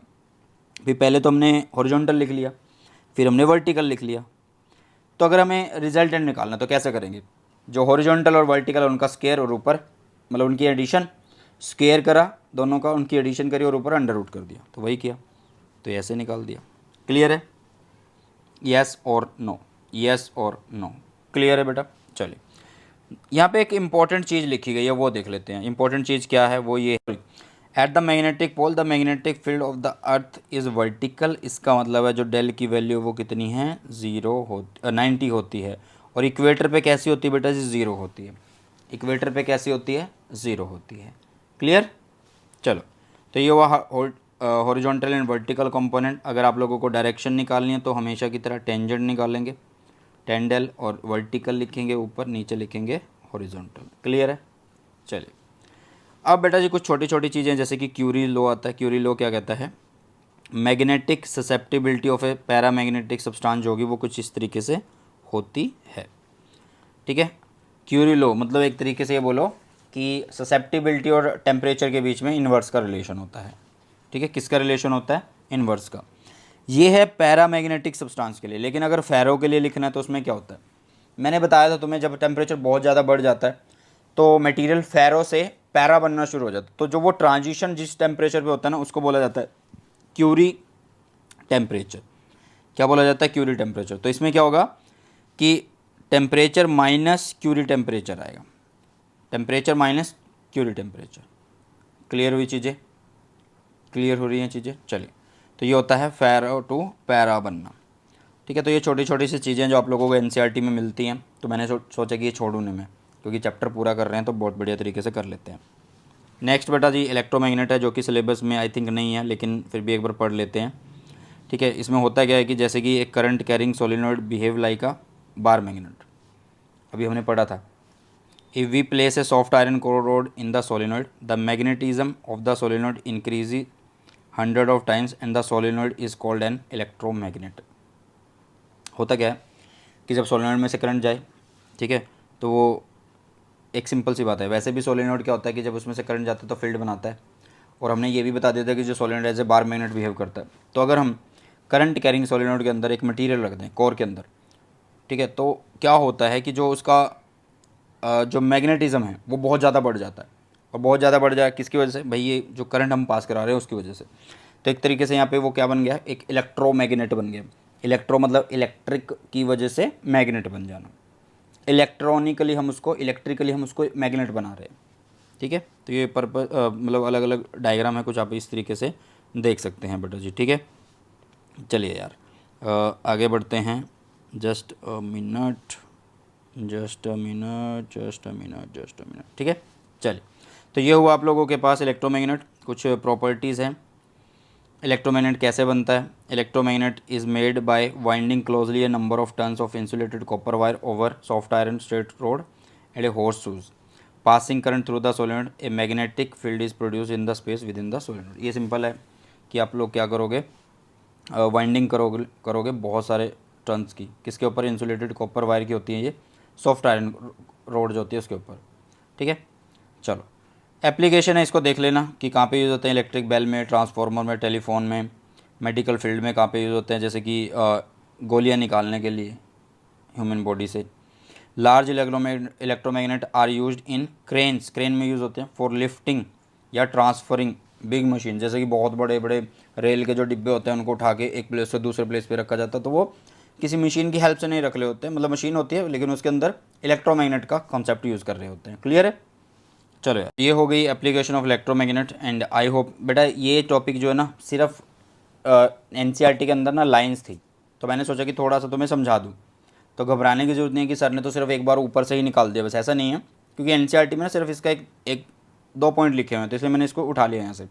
ठीक है, तो ये था आप लोगों का जो भी है एनसीईआरटी का पोर्शन, और ये चैप्टर हमने पूरा कर लिया है। अगर आप लोगों को किसी को भी लगता है कि हाँ सर आपने ये वाला टॉपिक हमारा छोड़ दिया या हमारे बोर्ड में या स्टेट में आने वाला है, तो आप लोग वो कमेंट सेक्शन में बता सकते हैं, कोई भी टॉपिक हो। तो जितने भी टॉपिक होंगे हमारे, जैसे कि अगर किसी भी चैप्टर से अगर एक टॉपिक रहता है, किसी दूसरे से अगर कोई एक टॉपिक रहता है, तो कॉमन उन टॉपिक्स की, ठीक है, जो बचे हुए टॉपिक्स होंगे 2 3 4 5 सारे चैप्टर्स के जो बचे हुए 2 3 4 टॉपिक होंगे उनकी अलग वीडियो बना दी जाएगी। ठीक है, तो बस यही था हमारा वन शॉट। बहुत आसान है ये चैप्टर, इसको पढ़ो यार, 2 3 बार देख लो, और इसके जो नोट्स हैं बहुत जल्द आप लोगों को मिल जाएंगे। ठीक है, चलिए, तो आई होप ये सेशन आप लोगों को अच्छा लगा। अगर अच्छा लगा तो अपने सभी फ्रेंड्स के साथ शेयर जरूर करें। सो बाय बाय, टेक केयर, जय हिंद, वंदे मातरम।